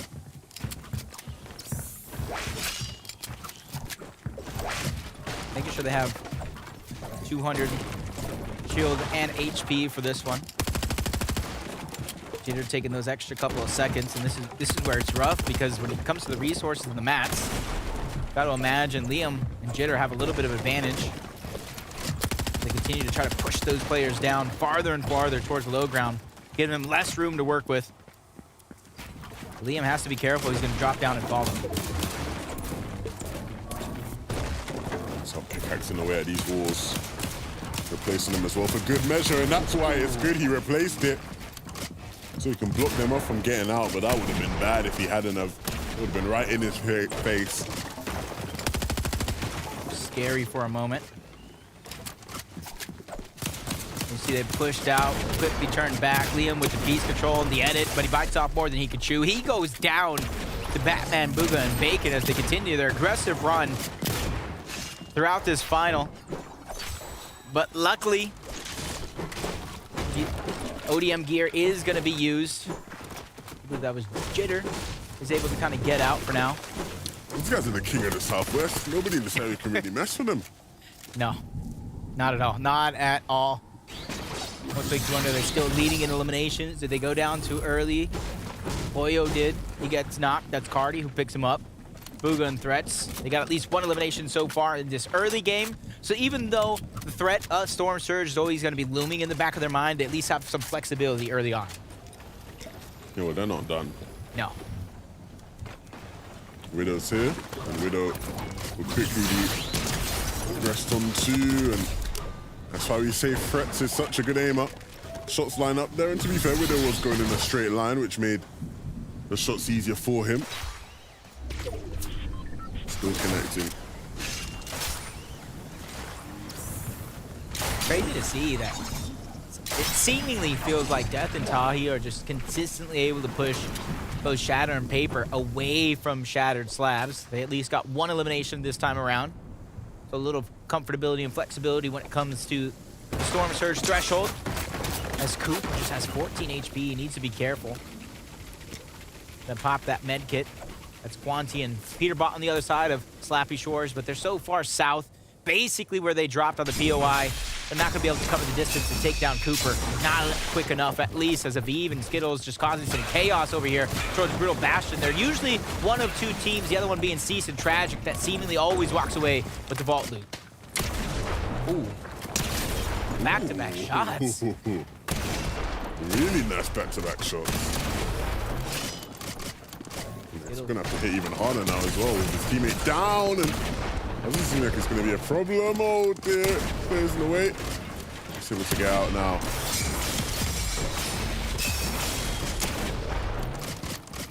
He somehow got the piece control throughout all that, but it goes over right as I say it. Peeks through the window, a great defensive shot on the side of Aviv to try to keep himself in a better position in this fight.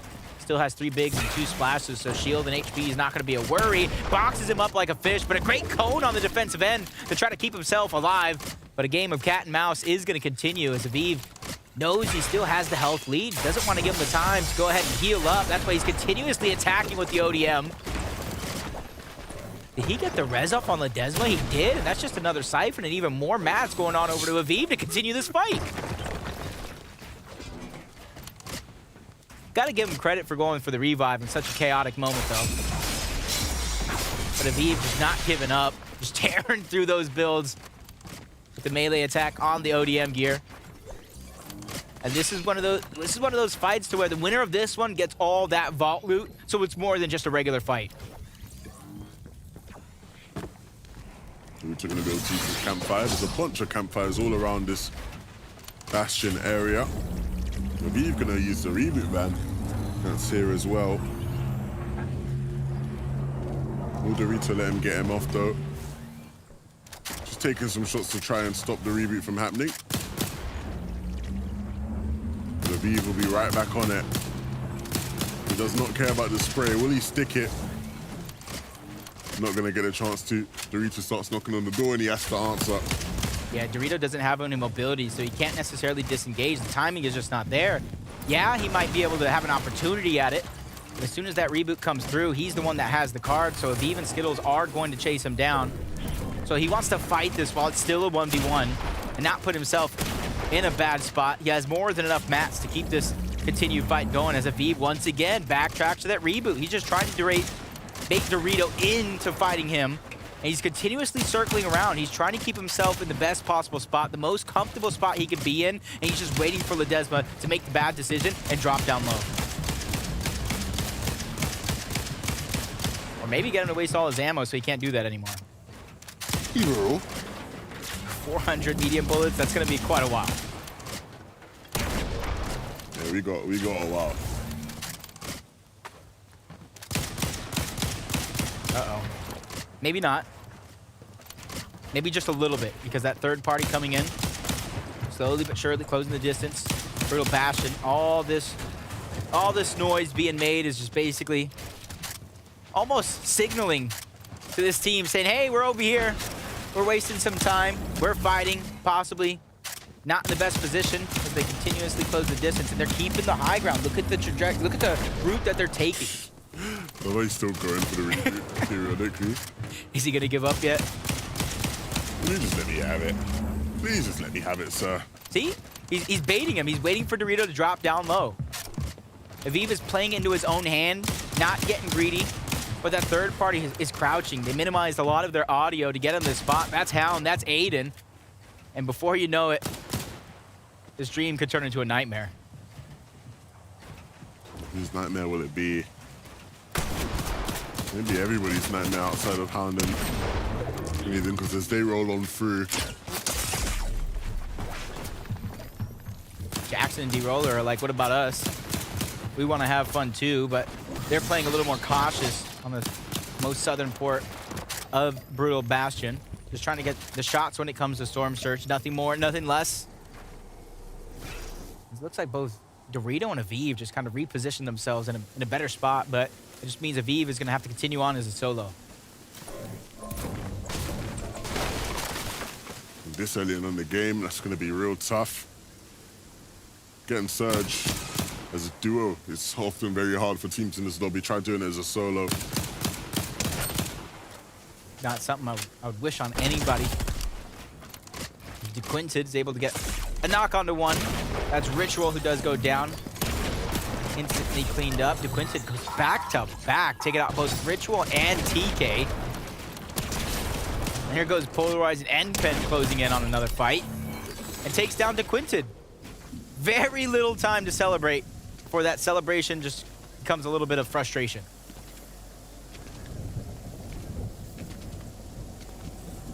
Oh man, Pen and Polarized. You can see the southern port of the Kinjitsu crossing. Just trying to get all that information in the distance, whether they're using the red eye or just kind of hop up and down. You know exactly where the zone is going to continue to rotate. Look at the slowdown, man. Literally, right? If he has the Pete Sorgman, that's the perfect loadout. Doesn't need to do anything for the rest of the game. Just play a mats. Behind the cone. Try get to end game 5-5-5 as best as you can. It's very hard to do that now with this meta, but as best as you can, and you're good. You're vibing. Purple katanas, slurps, chug splashes, a nice little shotgun. Maybe you prefer the mythic shotgun. No, I would. Mythic shotgun and a pulse rifle, maybe. Perfect loadout, Levins. You're speaking to me now. Acorn and Cold. One of the teams that, doesn't need a perfect loadout. The first team, as the island does appear, is going to be Commandment and Macwood. Swiftly and early going for that capture point. But unlike last game, where it was kind of uncontested, not too many teams around, this one at least has 3 direct teams towards the north, a 4th team towards the west. So if anybody wants to try to contest this, they're in the area to do so.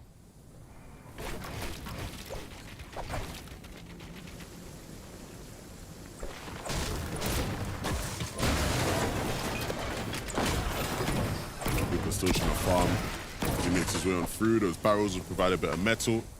There's a bunch of metal here to be farmed. That's Slappy, Bacon, and Batman. Booga still here. Over towards Frenzy Fields. Let's take a look at how they got these. 6 elims so far in the game is very impressive so far. This is why they have been some of our damage leaders throughout the day. Because they just get in. It doesn't matter who it is. They will fight. They just earned every piece of that loot that they can grab. But for Nyx and Demonics, you can see they're one of those teams that I was talking about. South of that Rift Island, just trying to rotate. They have the option. Do you find that Rift? Or you just go without it? Definitely going to be a choice that they're going to think about as this one does progress. But a team that I love to see. We saw them moments ago on the replay. Batman, Booga, and Bacon. SBG, how have they been faring so far? Well, we just had Levin ask what happened. 6 elims is a lot. So we see them fighting. They've been fighting pretty much this whole game. And we see Batman Booga has the patience here to wait for his teammate before engaging in this fight. Teammate gets there, they heal up, then they're going to get the elim. That perfect patience is why they're able to get all these elims. Patience is the key here for these players. Patience has been essential for Quanti and Peterborough because they've spent the last 2 games watching from the sidelines after going down the spawn. The first 2 games of the day, they were first place and second place. And even though they've dropped a bit, if they can go back to their earlier form, this tournament is by no means out of reach. One of the few teams that I think could do it. We've seen last season Peterborough and Booga at the very least when they realize they're down on the leaderboard with the only way back on up is through eliminations. This time they have a little bit more flexibility because they're still high up on that leaderboard. With just this game and one more to finish off, it's the last chance for some of these teams to gather as many points as possible. And for Yamzo and Rise, 153 points. It's not exactly where they want to be on the leaderboard, but it's enough to keep that momentum going, keep their confidence high. And you see the 6 splashes already. Yeah, look, this is a team that is still figuring things out, still working on things.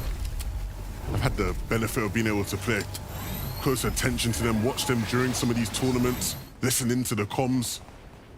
And things aren't smooth, both big personalities that can clash at times, but when things are in sync, they can perform and get big results. And so I'm sure over the course of the season, we'll see their development improve tournament by tournament. Wow. All that loot kind of going over to Noxie and Stacky.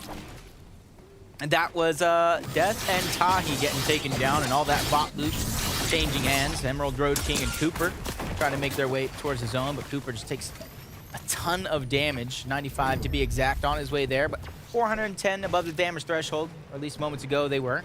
Their only worry is making it from point A to point B inside of the zone. Yamzo and Rise are separated here just enough as Ice and Blue have the health advantage in that fight against Matt and R, who have made some impactful plays in that last game. Got some great eliminations, but in this tough spot, they're going to be looking to survive with the team continuously trying to progress and aggress into their box, not really wanting to let that damage they got early on go to waste, especially with Storm Surge ticket in. Matt just has a sliver of HP, but Yamzo's creeping as well. Down goes Blue. Young Ice is left by himself, but you can see the legendary Slurp Juice that he popped moments ago playing an impactful role in his survival.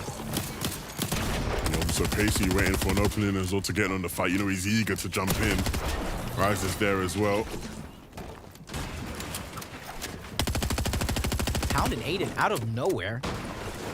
Kind of wondering where this additional team came from, but 512, you see Yamzo and Raj just playing patient, letting them duke it out, waiting for it to finish before they try to third party it yet again. As Hound and Aiden just instantly cleaned that one up, taking advantage of a weak opponent. But on the other side of that wall, you got Yamzo and Rise kind of staring each other down.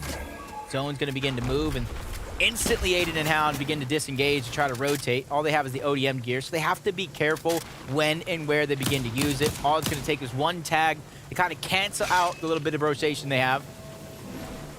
With only being 274 above the damage threshold, Storm Surge is also going to be looming in the back of their minds.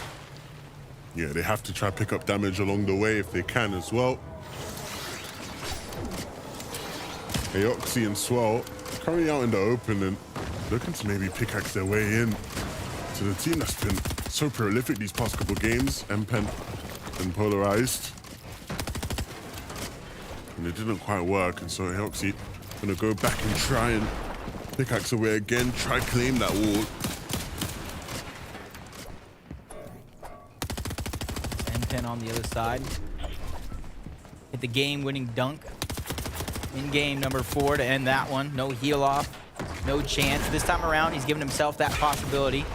At least one legendary slurp juice to pop as the zone closes. 6 splashes to keep himself alive. Depending or not if he has that game time on him. That's huge, just like that shot he just hit. Polaroids is closing the distance on the other side after he took out Swirl. That's a full-on team wipe from MPen and Polaroids for their 3rd elimination of the game. These guys cannot be stopped. They've shown us that they're going to be a real threat in North America this season. Peter Bot and Quanti finally being able to play a game out and looking very good for that as well. Of course, I don't want to get too ahead of myself. There's still so many teams left alive, but if they do have another game, I think it only goes to show just how good these guys truly are. Sure, they might go down off spawn a couple times, but who doesn't when you're dropping South Slappy? This is what you call right here bravery. I've never seen somebody so brave in my life. If that one tag wouldn't have taken him down, the fall damage with the ODM gear being used would have, but sometimes all you need is a chance. Yeah, I think it just came down to necessity, right? He had to get out of there. And so, no choice but to move on through, but he's gonna have to make use of these chug splashes in the big pot because he's very low on HP and needs to actually make sure he stops getting sprayed as well. Needs to get out of the way, make some space moving over to Rokane, who also has chug splashes to use. Those players actually gonna look to try to get in on the box. That's Mega and Snake. Bert does have a big pot, but what he doesn't have is time to pop it. Rokane trying to lead the way, but they get tagged up. Somebody just jumps into the box. Jamper picks up elimination throughout it all as well. Somewhere else on the map, Pamso and Fatch take down Shore. Snake and Mega under pressure. So many teams just really getting taken down at the worst possible moment right before those placement points really begin to set in. And without any mobility, though, this is going to be interesting to see what Macwood and Kanata can do. Choosing not to take either an ODM gear or a kinetic blade, but taking some extra heal to try to keep themselves alive longer. Cooper and Emerald King. Of course, Emerald King made it so deep in that last game, came 2nd place. And so now a chance of redemption, a chance to beat that high score. But if he wants to do that, he's going to have to get through the bosses of this lobby. Acorn and Cold, MPen and Polarized all still win this one. And as I say that, MPen gets taken out. And some of the bosses he has to deal with are falling at the wayside. The Umzo and Rice fell in the feed as well. All around the place, everybody going down. Yeah, right before we tuned into them, Soup was able to get 2 eliminations, bringing his total to 3, making sure they stay well above the Storm Surge threshold. And just as you said, with MPen going down, that's going to leave a lot of pressure on the Polaroids here in this game. And he's just slowly but surely not trying to overstep his boundaries, get too greedy, make sure that has as mats as he could carry outside of that metal, which he lacked just a little bit, but more than enough mats to make it across the next couple of zones. Is Acorn and Cold, 257 points, sitting high up on that leaderboard. this is around the point in the game they're going to need to go down for some of these other competitors to really catch up to them in terms of their pacing. My man, backwards. The setups are looking good for them in terms of what they have available in their inventories. But they just have to deliver. Peterbot scouting. Quanti leading the path. It looks like they're going to look to build up here. They want to play for height again like they did earlier in one of the other wins. And yeah, just ramping all the way on up. Peterbot looking to reinforce it, but they're connected now. And that's Booga and Frets they're connected to. Booga's decided to drop down. Frets now following suit. And so yeah, Peterbot and Quanti have height. That was great. Great job by Peterbot to try to hold on to that structure. That pulse rifle doing so much damage, tearing through the builds. As Clix finds his first elimination of the game, bringing the duo's total to 4. You can see he has pizza already popped. Game time has already been given and passed around, so a couple slices of pizza in the inventory. Golden Acorn trying to get to the front side of zone, holding on to their splashes is going to be the name of the game. Polaroids as a solo, the last of his charges is going to be expended, so he's just going to try to box himself up, wait for his charge to recharge before he connect blades to the front side of zone again. Polarized using that slurp in the back of the zone though. Cold and Acorn, they're looking to frag, but they need to get to safety. Booga using that blade, hiding right underneath that hype team. And here on the snare, trying to apply pressure onto Polarized. Force him out, force him down. But there's already a team there that's dealing with him. And so Booga, if he doesn't want to be next, he might have to change layers. Emerald Road King and Cooper doing a good job, though. Going to the backside of zone. They have a couple of slices of pizza to regain the HP as he goes forward, sideways, just trying to bypass dropping into anybody's box, but he goes nearby both Golden Acorn. Cooper's there, though. He takes a big tag. Batman, Booga, and Bacon appear with 7 eliminations so far up until this point. He's just trying to go crazy, get towards the front side of the zone. This is 11th going into 12th. This is where the heal-off will typically begin, and a lot of these eliminations on the day for NA. Booga still solo clutching. Still staying alive and still gathering these placement points. Clix and Suit. Another game where they're here on mid-ground, but they're running low on their builds. They need a refresh desperately. But that's what Clix is all about. And so hopefully he can set up for something. Booga though, can he add more to his tally before bowing out of this game? Still has enough mats to top here on the front side. There is a team on this layer and he's well aware of it. Trying to apply pressure, but he hears things below him. He's hearing cues all over the place. He doesn't know which way to look. But now that he has focused his attention, he needs to connect and he will. A nice shot there for Booga.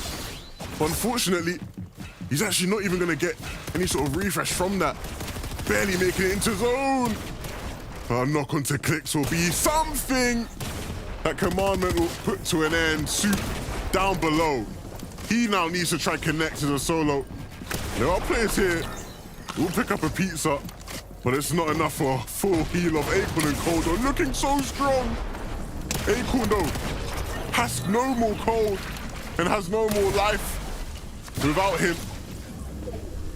Where that hybrid heal-off is going to begin. Some players trying to fight for it down to the very end. Others just going far back to the other side of zone. Trashy is going to be the player trying to chase him down. Pump isn't there. He's gone already. Legendary Slurp Juice is all they have. He gets chunked out by the zone. Noxy now with little heals that he has. He's looking around, trying to scavenge for anything that he can find. Last of the Splash is going to be used as well. And Quanti, out of nowhere, after the last couple of games, going down off spawn, he could make it happen.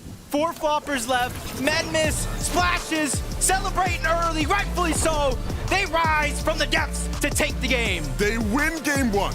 Second in game 2, go down off spawn 2 games in a row, and when finally given another chance to play out a full game, they win.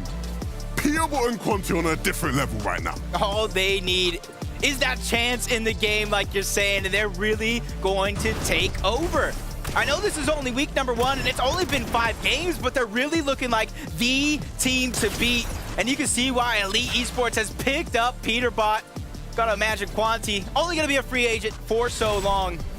Huge momentum shift right before our eyes. Look, at the end there, when you see Quanti with the med miss, you're thinking, okay, it's wraps. And then he picks up the floppers and there's 4 flops. It's like, yeah, GG's. Nobody else is out healing him right now. And yeah, I cannot wait to see where they are in the standings. Cool, maybe they might not win the whole thing, depending on how that last game goes. Who knows? But the performances they put on in the 3 games we've had to watch for them is unlike anything we've seen from any other team in the lobby today. Yeah, they're really kind of taking the lobbies by storm. That was game number 5. With only one more game to go, the leaderboards are going to mean so much going into our last game. Only Zeke and our wonderful analyst can lay it all down. Thank you guys so much. I feel like it's a repeat from yesterday. I'm like, oh, we have one more game of Fortnite. We have one more game of Fortnite. But that's okay, because this win was huge for Peterbot and Quanti. We did highlight them at the beginning of the show, and now they're showing us, hey, don't forget, this is why you're talking about us. You know, I think we learned something on this game, right? We kind of learned why Peterbot and Quanti are being contested all spawn. It's not because either duos like the spot. It's because they do not want Peterbot and Quanti to make it to the end game. A win, and a second place every single time they have made it to the end game. Absolutely phenomenal stuff. Yeah, they make it off spawn and they absolutely pop off. They are a danger to the rest of the lobby all the way up on high ground. They fought off the likes of Booga and Threats who tried to fight for it. But of course, this was beautiful from Peterbot here. We'll talk about Quanti with the heal off at the end, but Peterbot did as much work as he could to make the rest of the lobby thin out as much as he could. And this is what we saw yesterday on EU. This is a lot more similar to how we saw Queasy playing way back in the zone, farming those heals, collecting those heals. And of course, he could have lasted till, I mean, tomorrow. All those heals he had so many left. Well, I mean, yeah, they're looking so good. They jump up into that 4th place spot. And again, with the 2 victory royales, however, that's still not enough. 2 victory royales is not enough because Acorn and Cole, they are sitting so far above the lobby. One would think we're in game, and they have a little sky base up in the air. I mean, they have a 73-point lead over Peterbot and Quanti, right? So let me tell you right now, that game right there for Peterbot and Quanti was a 79-point game. So technically, it's still possible to switch up who's going to win this thing. But, I mean, Acorn and Cole, they're playing so well right now. And specifically Acorn, it seems like every single time we have to watch one of these solo clutch highlights out of him, and the patience from him every single time to just play so defensively works out so well. Yeah, they're playing so well. I mean, Cole will get all the credit, of course, for those fragging abilities. But as you mentioned, Acorn deserves his flowers as well. He is playing exceptionally well today. And is that another top 4 for them today, Vivid? We were looking in the back. I think it was every single game prior to now was a top 4. And that, yet again, no different. Whew, just playing so good. Showing us again why they are those Major 1 champions. Oh, yeah. Looks so good right now. We go down the line. 2nd place, Clicks and Soup also looking good as well. Now, again, there's only a couple points between them and first, but we are looking to try and place as high as possible for that series point leaderboard. Can these guys pull out another big game for the final on the day? I hope so. Yeah, I certainly hope so. I like the way they play this, of course, using that pizza augment a little bit earlier on. It actually enabled them to have heals and make it further on in the game. It's quite easy sometimes to sort of hoard it and just take it for longer than you need. You end up getting eliminated. You can't use it if you're eliminated and back in the lobby, so they invested that early on. Yeah, and the individual ability on this duo is actually phenomenal, right? Usually we talk about individual ability when it's like a solo clutch performance, but no, sometimes this duo actually gets separated, and I'm watching them, and they get back together like instantly, right? So they're so good mechanically and so good at finding each other, even in chaotic moments. Another duo to highlight, 5th place, Trashy and Pump. Remember, they did start the first few games a little rough, but they've really gotten that rhythm, and I mean, it shows holding top 5 right now. They just need another good game, and they could potentially move up the leaderboard. That's what it's all about. I mean, listen, I'm looking at this leaderboard, and I feel like we've had such a good day of Fortnite. Every single team up here has put up a good performance, and it's kind of been in their own, like, sort of way, their own style. It hasn't just been, straight up peel off every single game, which is why this competition so far today has been so fun. I mean, you highlighted at the beginning of the show, these little nuances that they do, putting those heals into the bush, they have that level of IQ that I really like to watch on this duo, and they're using it. Maybe it took them a little bit of time to get their gears going, to get the engine running, but, you know, as we can see in these final few games, we've seen them pop off. We've seen their potential, and hopefully Game 6 can be more of the same. Yeah, my next wish will be, what's the damage look like across all of these games? Well, we have that for you. Let's take a look at the damage done between games 1 and 4. We take a look together. Jeff right now looking absolutely wild with rapid antics. Almost 10,000 damage. But, I mean, when you start to look at the rest of the names, you're like, oh, this is kind of like our top 10. Yeah, 100%. Actually, the crazy thing here is that Jeff and Rapid aren't actually in the top 10 on our leaderboard. So it's like, how have you guys done so much damage? Well, the big comparison to make here is that when we take a look at Acorn and Cold's damage done, 31% of that has come from the 12th zone, the final zone. Yeah, and that beats out MPen and Polarized, who ended up with 24% of damage. That is the second place team in that sort of damage leaderboard. So they're just so far ahead of the rest of the lobby when it comes to those 12th zone damages, because that's when it matters most. They may not be on the top of this leaderboard that we're looking at right now, but they're getting the damage where it matters most. Yeah, I mean, 100%. Kind of helps that we were talking about it, right? They've made it to top 4 like every single game, so they are making those end games every single time, but it just proves to show that even in those last moments, they're finding those eliminations and that damage. I do wonder if with the recent changes to the Storm, this is something we kind of highlighted before. This means there's a lot more players alive in those few kind of like zones. And I feel like for this duo as an example, they want that, right? They want more opportunities to find impacts and refreshes. Of course, they're stacked of materials as well. But when you're racking up eliminations and then suddenly you're high in those placements, you're gonna be high in the leaderboards. Yeah, ultimately, it's all about who knows each other better. Of course, Acorn and Cole have been playing for a long time. When you have that synergy in those tight moments where things get a little bit intense, you have to have trust in yourself and your duo, and they're doing it so well. So absolutely insane. One game left to go here on NA. I don't want it to end either, but listen, it's okay. We have one game left to go. Everyone buckle up. Let's have a great game here. Find your pizzas. It's game number 6. I cannot believe this is the last game of the day. I'm with you, Zeke. Let's bring on more games, 6 more even. But with the last game ready, the bus is ready as well. And hopefully all our competitors at home are just as ready. The last chance to pick up as many points as you can and pick up those series points at the end of the day starts now. Jacob, some of the performances we've seen today have been absolutely unreal. One team who, when given a chance to play out from off spawn, have literally come either first or second in all 3 of the games they played. The team in first place has literally come at least top 4 in every single game so far. 5 games, top 4 every single time. And the team in second, they've like come top 10 in every game. It's like the consistency is just wild right now. And of all of those, it might sound crazy to say this, Jacob, and maybe I'm just a crazy man, but I think I'm most impressed by Soup and Clicks.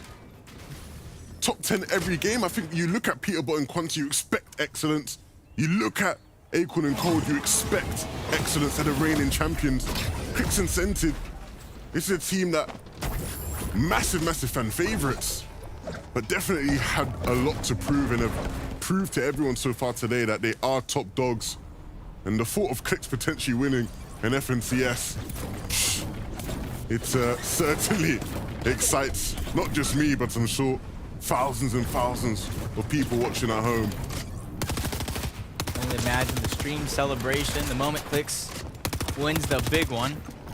But over to one of the farthest positions on the map towards the north side. Justice and Veers trying to get in. They're able to get one, but a huge tag. Justice gets dropped down low. Veers as well. Mars is just fighting back, clawing at an opportunity here in the last game. 88 points so far. It's all about series points for him. And every single time he tries to push forward, Justice just places a wall, denies him entry. He's trying to return. He's trying to go for the res. Mars is still hot on his heels. Damage is being traded off. Not a lot went on to Mars, and he takes the 1v2. Huge moment here in our final game. Really nicely done from Mars. Ice cold in the final moments. And that's what you need here in game 6. Shadow and Paper, they need to pull off something similar.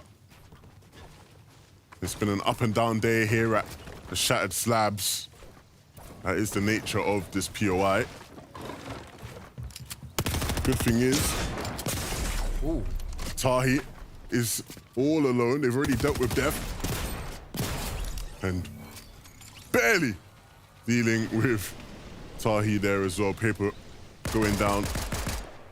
Peterbot though, and Quanti survived the initial off-spawn aspect of this game, but the fighting is far from complete, it seems. Wow, Lawrence and Zeke possibly even trying to disengage, but Peterbot and Quanti having just too much damage that they don't want to let go to waste. Team from the south probably hearing all the noise. Team from Slappy Shores hearing all the noise. It's just a matter of time before somebody begins to close in on the distance and try to third party a Seek, popping a med kit momentarily. Peterbot sensed that one coming and just tries to put pressure. Doesn't run up, but puts just enough to try to cancel it out. And you can see Quanti dropping the big pot and then putting down that same pressure, buying Peterbot time.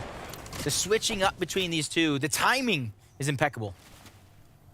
Yeah, and if they can aggress onto Lawrence, that would be a big, big problem if they can create that 2v1. And it's not actually Lawrence that created 2v1 onto, they tried to do it onto Seek. Lawrence now is going to try to back him up. There's shots coming in from both sides, from the north of Slappy and from south beneath them as well. Seek falls. And so right now we just have an absolute mess. A cluster of different players and different teams all in this area. Quanti and Peterbot antagonizing their opponents now, trying to get in their heads. It almost seems like one of those situations where there might not even be a true victor in this fight.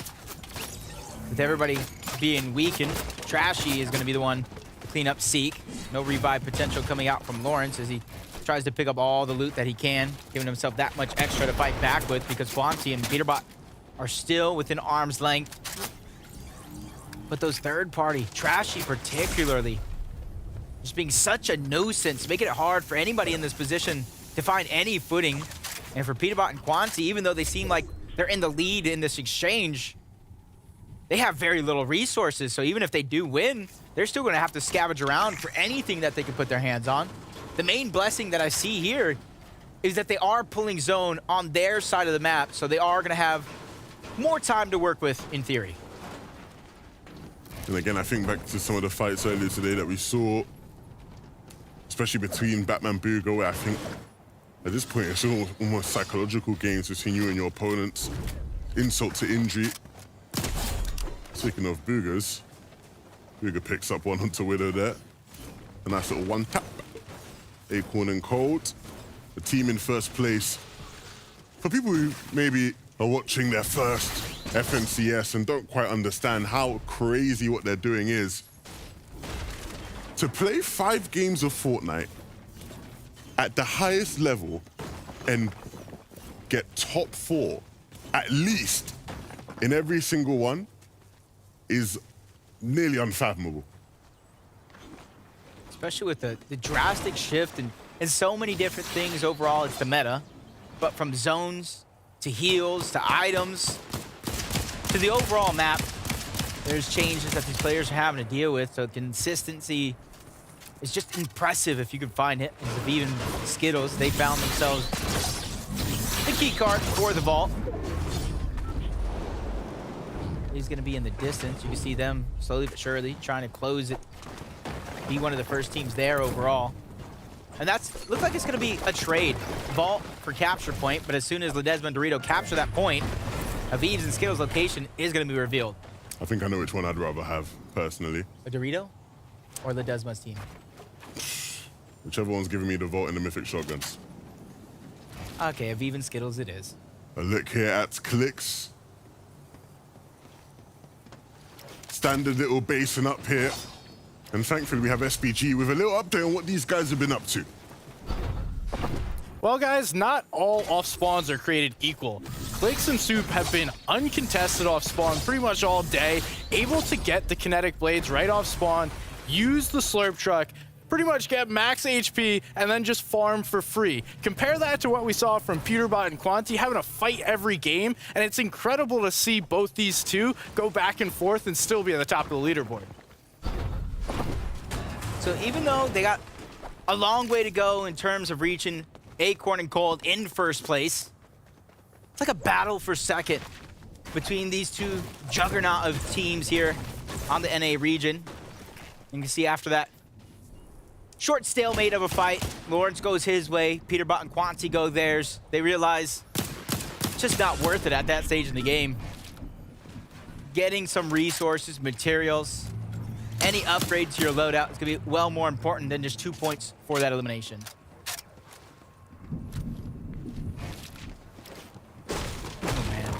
As I look up in the feed, somehow Aiden out of nowhere is taking down Ledesma.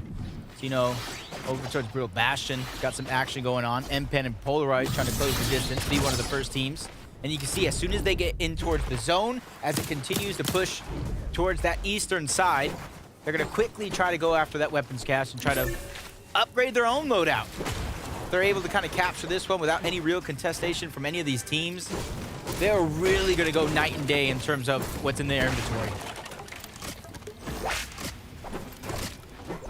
Look here at the zone, pulling all the way towards this newer side of the map.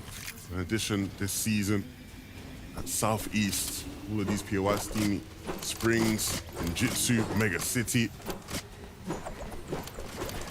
This whole new terrain will be where we close out the day. And that plays right into the hands of a couple of our best teams in the lobby, right? The likes of Clicks and Soup. Acorn and Cold definitely benefit from this zone as well. And even Kiyawat and Quanti won't mind it either. It will give them access to dead. It will give them access to dead side of the zone if they choose to play that way. Looking at the mini map right now, and notice Lawrence disengaged. He was able to disengage far enough and bring Seek back into the game. And I saw the Desmond go down in the feed, and we're seeing them chase down Dorito as well, weaken him, and overall just send him back to the lobby. Trying to give themselves the best chance that they got. It's all about series points here in week number 1. Giving yourself a cushion, because you don't want to end up in week number 3 having to lay it all on the line, really having the difference between going directly to finals, playing in Surge Week, or worse, not playing in either one and going to Surge Week.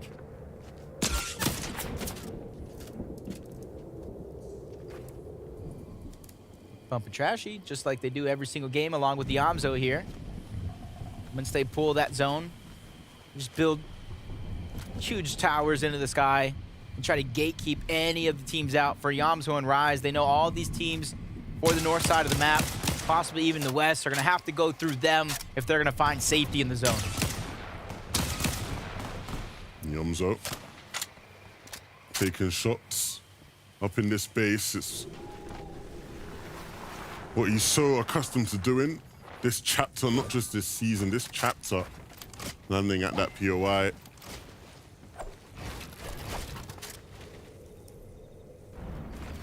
Ooh.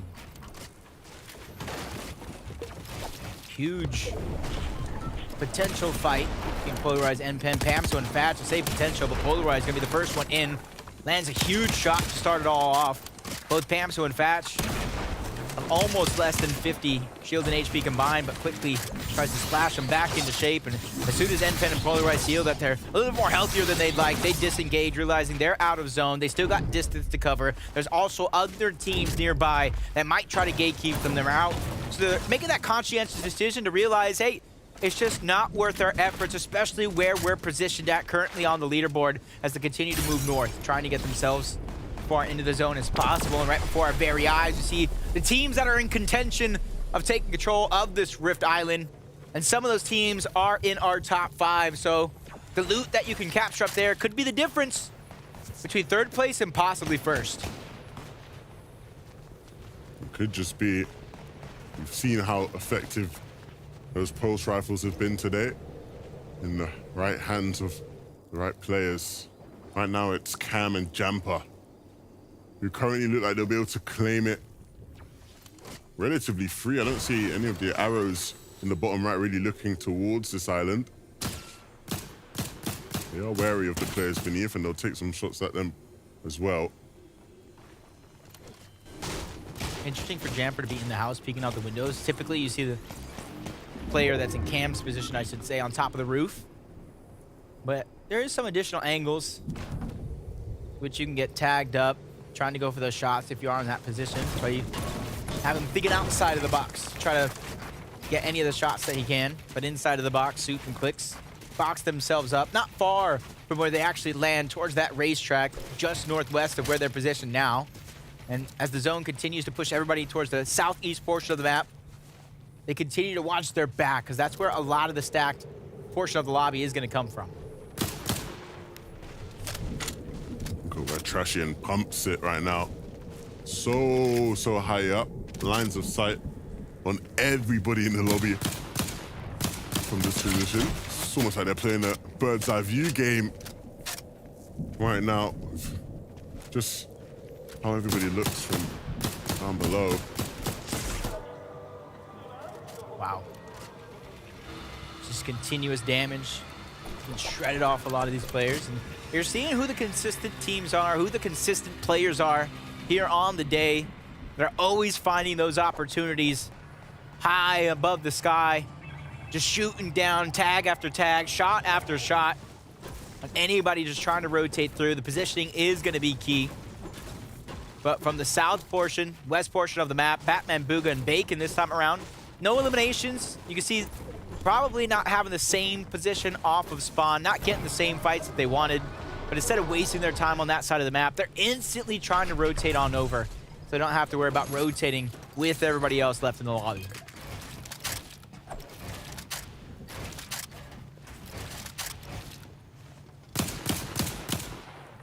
Like this by Yalm Zone Rise, just step by step, little by little, rotating themselves over. 6 splashes, 2 legendary slurp juice, Acorn and Cold. They just got some elevation over here on this side. They got more ground and distance to cover going up the rest of this mountain, but instead of just going straight up, putting themselves to where they're in such revealing position, they're just trying to go around it all. But they still have those same struggles. There's still teams looming in the distance that still have to worry about their own storm surge and where they're going to get it from. These guys need to start worrying about their mats and where they're going to get them from. Good amount of metal, but the brick and the wood is lacking. We know how brick can be very difficult to acquire.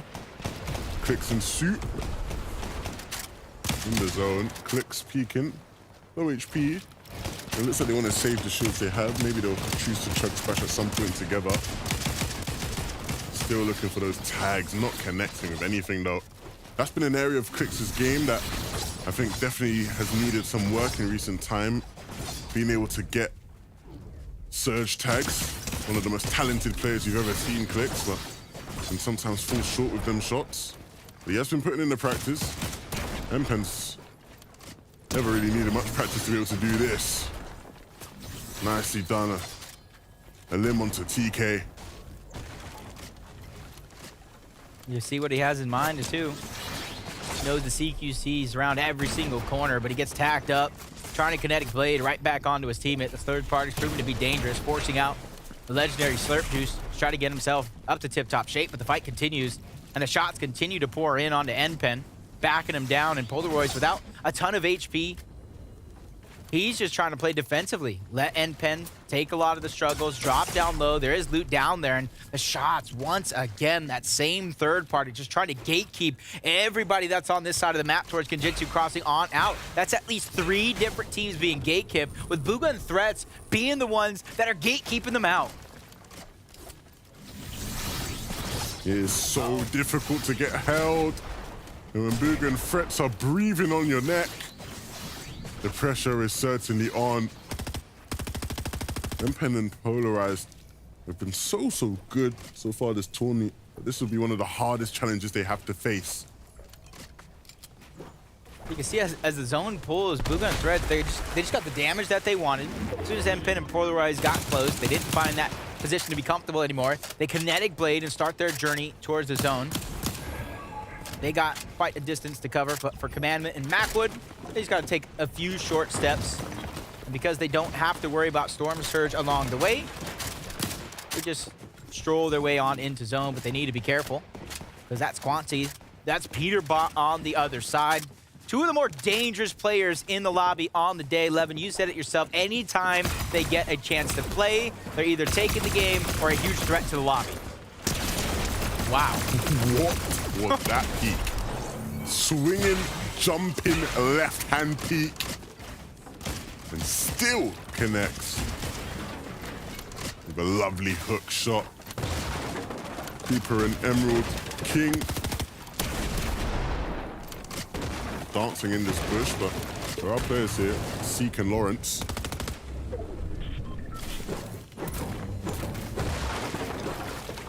Struggles off spawn. Has really led up to this point. Forcing a reboot out, which kind of leads to why they're so far below the damage threshold. But Emerald, Road King, and Cooper, even with 2 eliminations, they're almost 1,000 above the damage threshold.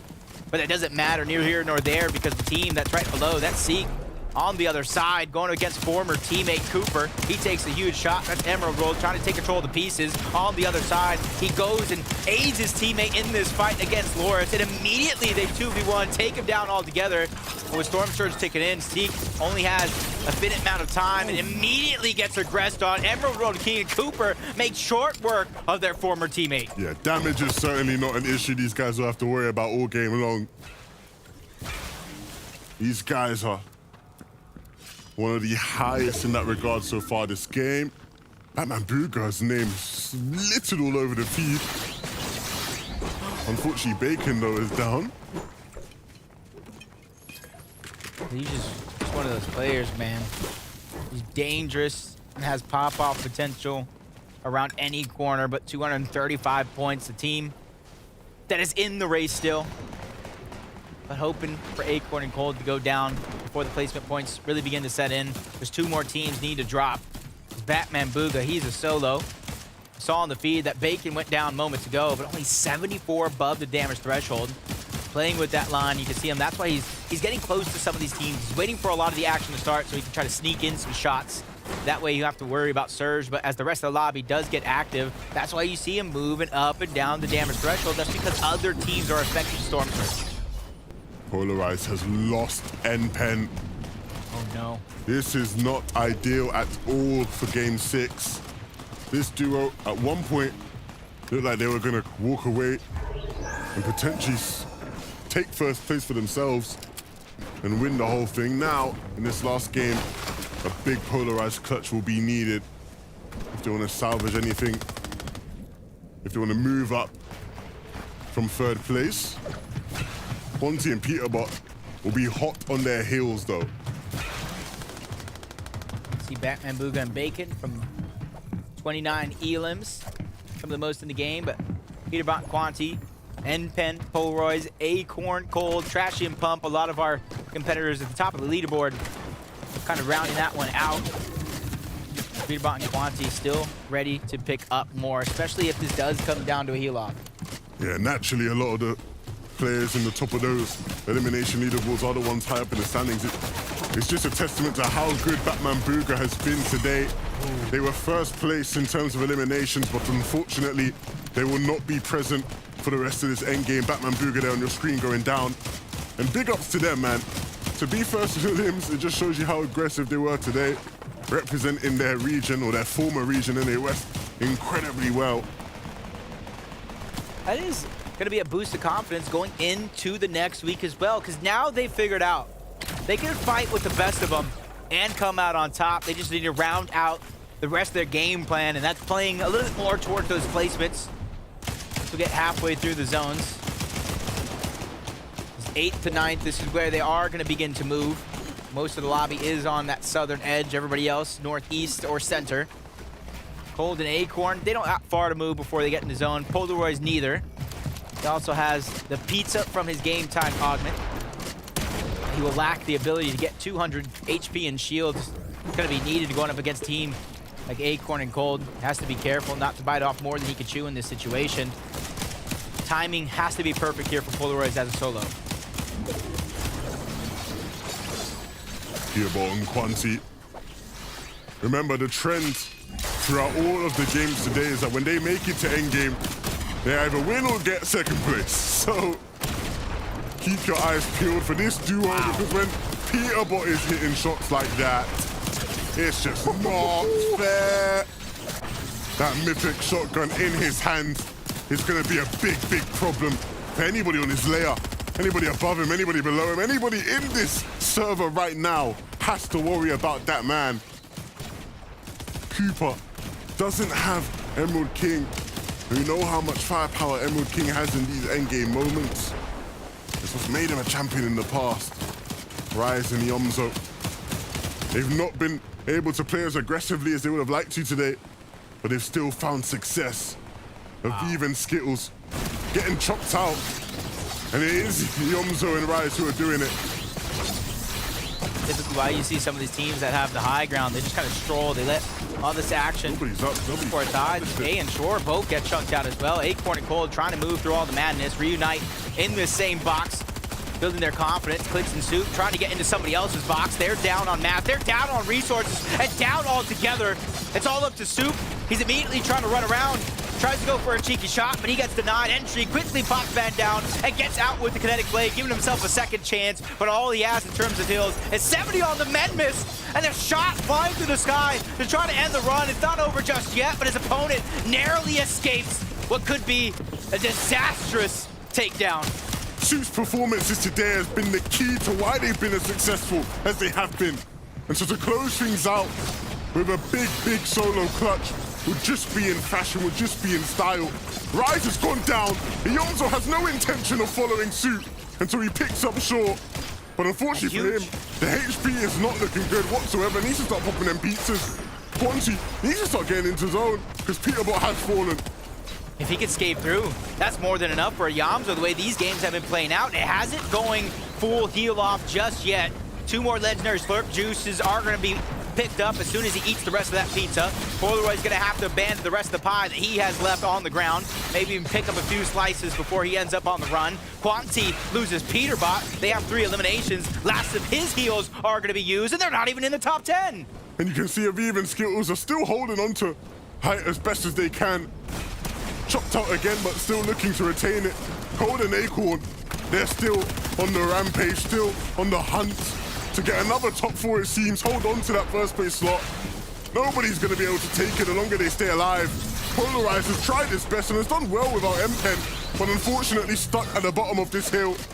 Does not have the HP to last. Yomzo still alive. He was managed to get up. And he was managed to get another elim. That's 2 now for Yomzo. More than enough mats to keep himself shielded from the high ground, but Trashy's falling down, waiting for the zone to reach him. More than enough splashes in a great position, ultimate low ground. 7 competitors left in this game, 4 teams. Acorn goes down. Cold is going to be left by himself. Zone is going to close. Everybody trying to heal off. Cold doesn't have any heals to his name. He gets tagged from above and taken down. Into the top 3 we go. Skittles gets taken down next. Yomzo is still doing it by himself, but the last splash is going to be used. Elite, Pump, Trashy, last team here, going up against Yomzo, and the last shot is going to be nailed. Pump and Trashy take the final game of the day. You would have thought it would have came earlier. They tried their best. They'd hung in and around that top 5 for so long. But with a final game victory royale, that might just be enough to push them into the positions they wanted to be in. And a team who have been so impressive this chapter. And rounding out the day with a nice win. Wasn't quite the helos we've seen in previous games. But nevertheless, when they needed to hit the big shots all the way here at the bottom of this mountain, they connected with them. And the final one onto Yomzo as he came down with the hopes of a big solo clutch. Pump put that to an end. And some nice celebrations there. Satisfaction, relief, if anything, that they were finally able to get the victory out. A big win for that duo. Yeah, thinking 2, 3, even 4 steps ahead of the game when that one came down to the wire. They took the storm damage at the end to slide down, take control of Ultimate Low. They had the heals and really made it work as they edited and took down Yomzo to win the game. An impressive day here in North America, the new North America that is, Jacob. And I'll be honest, I think the biggest surprise for me is just how ever-present the best of the best teams are. Like, I think when you go into qualifiers like this, you expect the top players to perform. But I didn't expect to just have them all win games after each other, you know, back to back. It's all the names we expect to see win, and they have done so today. And rounding it out was Trashy and Pump. Really nicely done. Yep, we got to imagine Acorn and Cold with their impressive performance throughout the last 6 games and the cushion they had going into the final one. They got first, but where does everybody else lie? And those series points on the leaderboard, there's only 3 people I trust to break it down. That's Zeke and the gang. Thank you so much, Levin and Jacob. Appreciate y'all. What an amazing 6 games here in NA. My gosh, Trashy and Pump I feel like this happened last time. The very last time in Major number 1, we had an opportunity to interview Trashy on broadcast. They did well at the end of that day. Now we've just made it 2 for 2. That's incredible. Incredible, right? He's always so locked in as well. He is. He was at the beginning, you know. He was very locked in, short and sweet answers. As you mentioned, Z, we interview them. They do well again. So any players that fancy an interview, let us know. Yeah, I mean, incredible stuff. You know, we talked about Yams and Riser's first 2 games. They were finding great success on that low ground. Pump and Trashy kind of copping that style here, dropping all the way down. They had the chug splashes, and they had the aim, the cohesion beneath the duo. Yeah. I mean, this is one of the rare occurrences this season where we've seen a duo both alive in the end game and finding that victory route together. Yeah, that's just a testament to their performance today. We spoke about it, we spoke about it in the last game, actually, just after it. We were talking about how they had a little bit of a rough start. They were slowly starting to get into it, and what a perfect way to round it off. A good performance overall today. Their first win of the day. A really solid performance in this duo, and I'm expecting more of the same come week 2 and 3. I want to know now where they are. Where are those standings? Let's take a look here on the final standings of the day. How does this all end? Right now, Acorn and Cold, they end the day right at where the began, at the top of the leaderboards. But as we kind of continue to look down, Trashy and Pump, even with that victory royale, everyone else was also doing well in that game, right? So they do solidify themselves in a top 5, but still an absolutely monumentous effort out of the duo. Acorn and Cold, though, I don't even know, almost 100 points difference. Wow. What is happening? So if you take Acorn and Cold's placement points, right, they got 309. At that point, if you take away all of their elim points, they're still in first place. Like, that's how consistent they played, right? We were talking about it, top 4, top 4, top 4, top 4, every single game.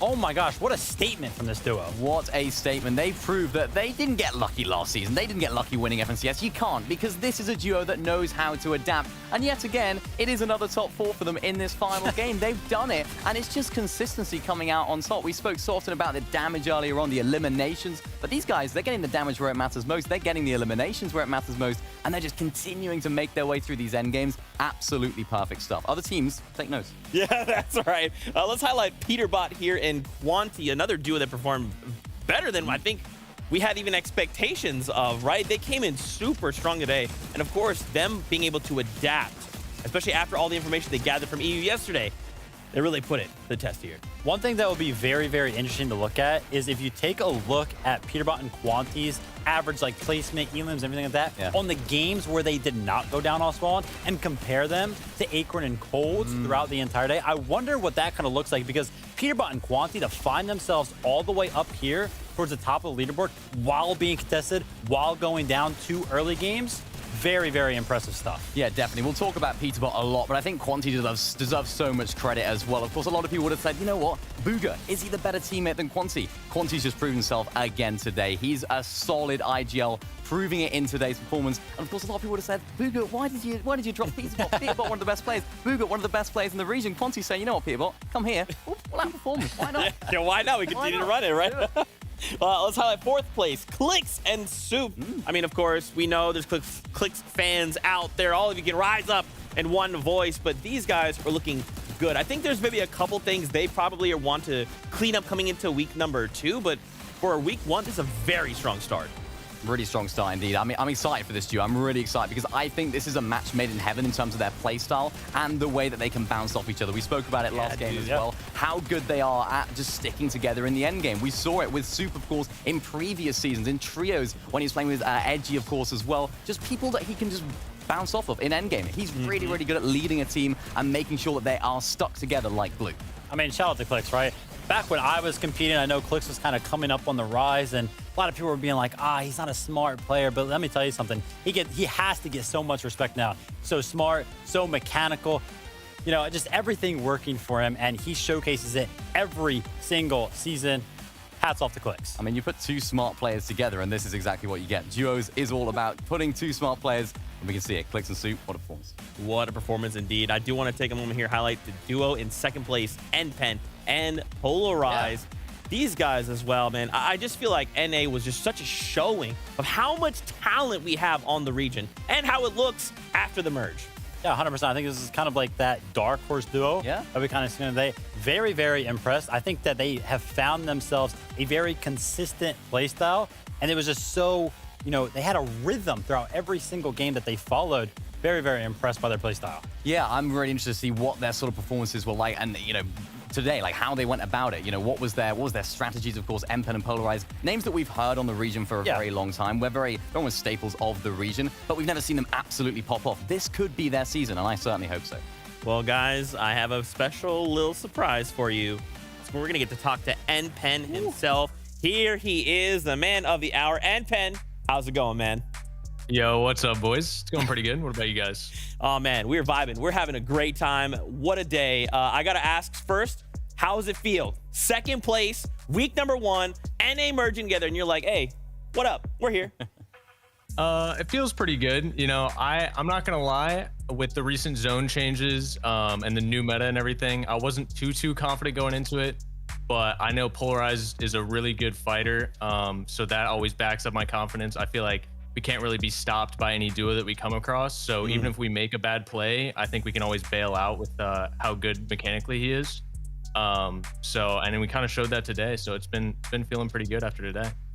Nice. And I was paying attention to the maps, some of your positionings throughout some of those early and mid games. And a lot of the times you guys were actually in the storm, right? Tanking some of that early storm damage. And with storm sickness on the back of the minds of a lot of these pro players, like, is that kind of your guys' strategy to kind of just sit back in the storm, lay low? So we kind of realized today that there was a team trying to take some of our loot. So we were trying to lay down the law a little bit and make sure that they couldn't, feel like that they could do that in another finals. So we took some storm damage, but overall, I don't think it really messed us up too much because where we took storm damage and we might have lost out on some of the placement and wins, we made up for it in a lot of our eliminations. We were able to sneak on some opponents. They weren't ready for us back in the zone. So that's what we kind of planned on doing. Yeah, of course. Now, you mentioned the recent storm changes, the recent meta changes as well. Do you think your experience as a player in Fortnite helps you adapt to those quickly, or do you think there's other factors involved? I think with how much the meta changes every season, I feel like I'm a really adaptable player. And so even something like this kind of threw me off. But that's one thing I love about Fortnite is there's always changes that you kind of have to get used to. It's not the same thing every single season. So something like this is... it was a little questionable, but we got used to it pretty quick, and I feel like we're feeling pretty good with these zones. Yeah, and I feel like, recently you had an opportunity to come out for a media day, and one of the things that stood out to me about you specifically was you talked about how you wanted to kind of like leave a mark in Fortnite history, right? And for me, I feel like especially after today, there is that fire. You are a different NPen, and so I guess for you, what is it that you're looking? What is that mark? Like I said at Media Day, when they interviewed me, I just said, I'm really just going for that FNCS win. So hopefully this is the season. I'm feeling pretty confident. I haven't really spiked up in skill recently in a crazy amount, but I feel like every season I'm getting a little bit better. I'm learning a little bit more about the game, putting in a little bit more time, and I think it'll pay off. Hey, man, hats off, because it's already showing, and this is just week number 1. For the fans who now are like, NPen, I'm a ride or die, where can they find you? You can find me at NPen on Twitch or NPen01 on pretty much every other social. So if you guys want to follow me, I'll be there. I'll be live streaming. I appreciate it, guys. Awesome. We appreciate you. Thank you so much for your time. And of course, congrats on the 2nd place. We'll see you in the coming weeks. NPen, what a legend. And of course, getting to just kind of hear those thoughts from him. I'm telling you, this is a very different NPen than we've seen. And you can just tell he is hungry. He wants this win. Yeah, I mean, very, very mature answers, right? Yes. Like, he kept explaining how he's in it for the long haul, right? He's very, very aware that he's getting better each and every season. And then even today, he's like, oh, our strategy was just based around making sure that this team does not want to fight us in the coming weeks. Like, he really wants that FNCS win. Yeah, and being adaptable in this game is so important. And he identifies that. He has experience in previous seasons. Yeah. As we saw, he was just saying, you know what? These are going to happen. These changes will happen. We can either just not grind and make those changes our own, or we can just take it. We can say, you know what? Let's learn from it. Let's try and develop as a player, as a team, and then really take those changes by storm. We can see it working in front of our eyes today. It's been beautiful. Man, what an amazing day here in NA. Now, before we do say goodbye, let's take a look at our broadcast schedule. When are we back here? I know this is it for this week, but we'll be back next week. Don't worry. There will be more Fortnite. We'll have EU, we'll have NA, and of course, we hope that you guys will be there with us. Of course, Don't forget, May 13th and 14th, grand finals of Major number 2. More spots on the line, going straight to Global Championships. You don't want to miss any of that. No. Let's meet up with our boys, Jacob PR, 11-2. 11, you got a big old smile on your face. You got a big old smile on your face. I'm happy. You're happy? Oh, okay. Yeah, there was some fun games, you know what I'm saying? No pizza like yesterday. I'm gonna put you on the spot. You ready for this? With NA combined, are we now as good as EU? No. What? No, Zeke. You're getting way too ahead of yourself. You need to wait until at least globals. And then maybe we can start having a conversation. That's a long time. That's a long time. Okay, 11, what would take us over that line for you? What would take us over that line? A lot.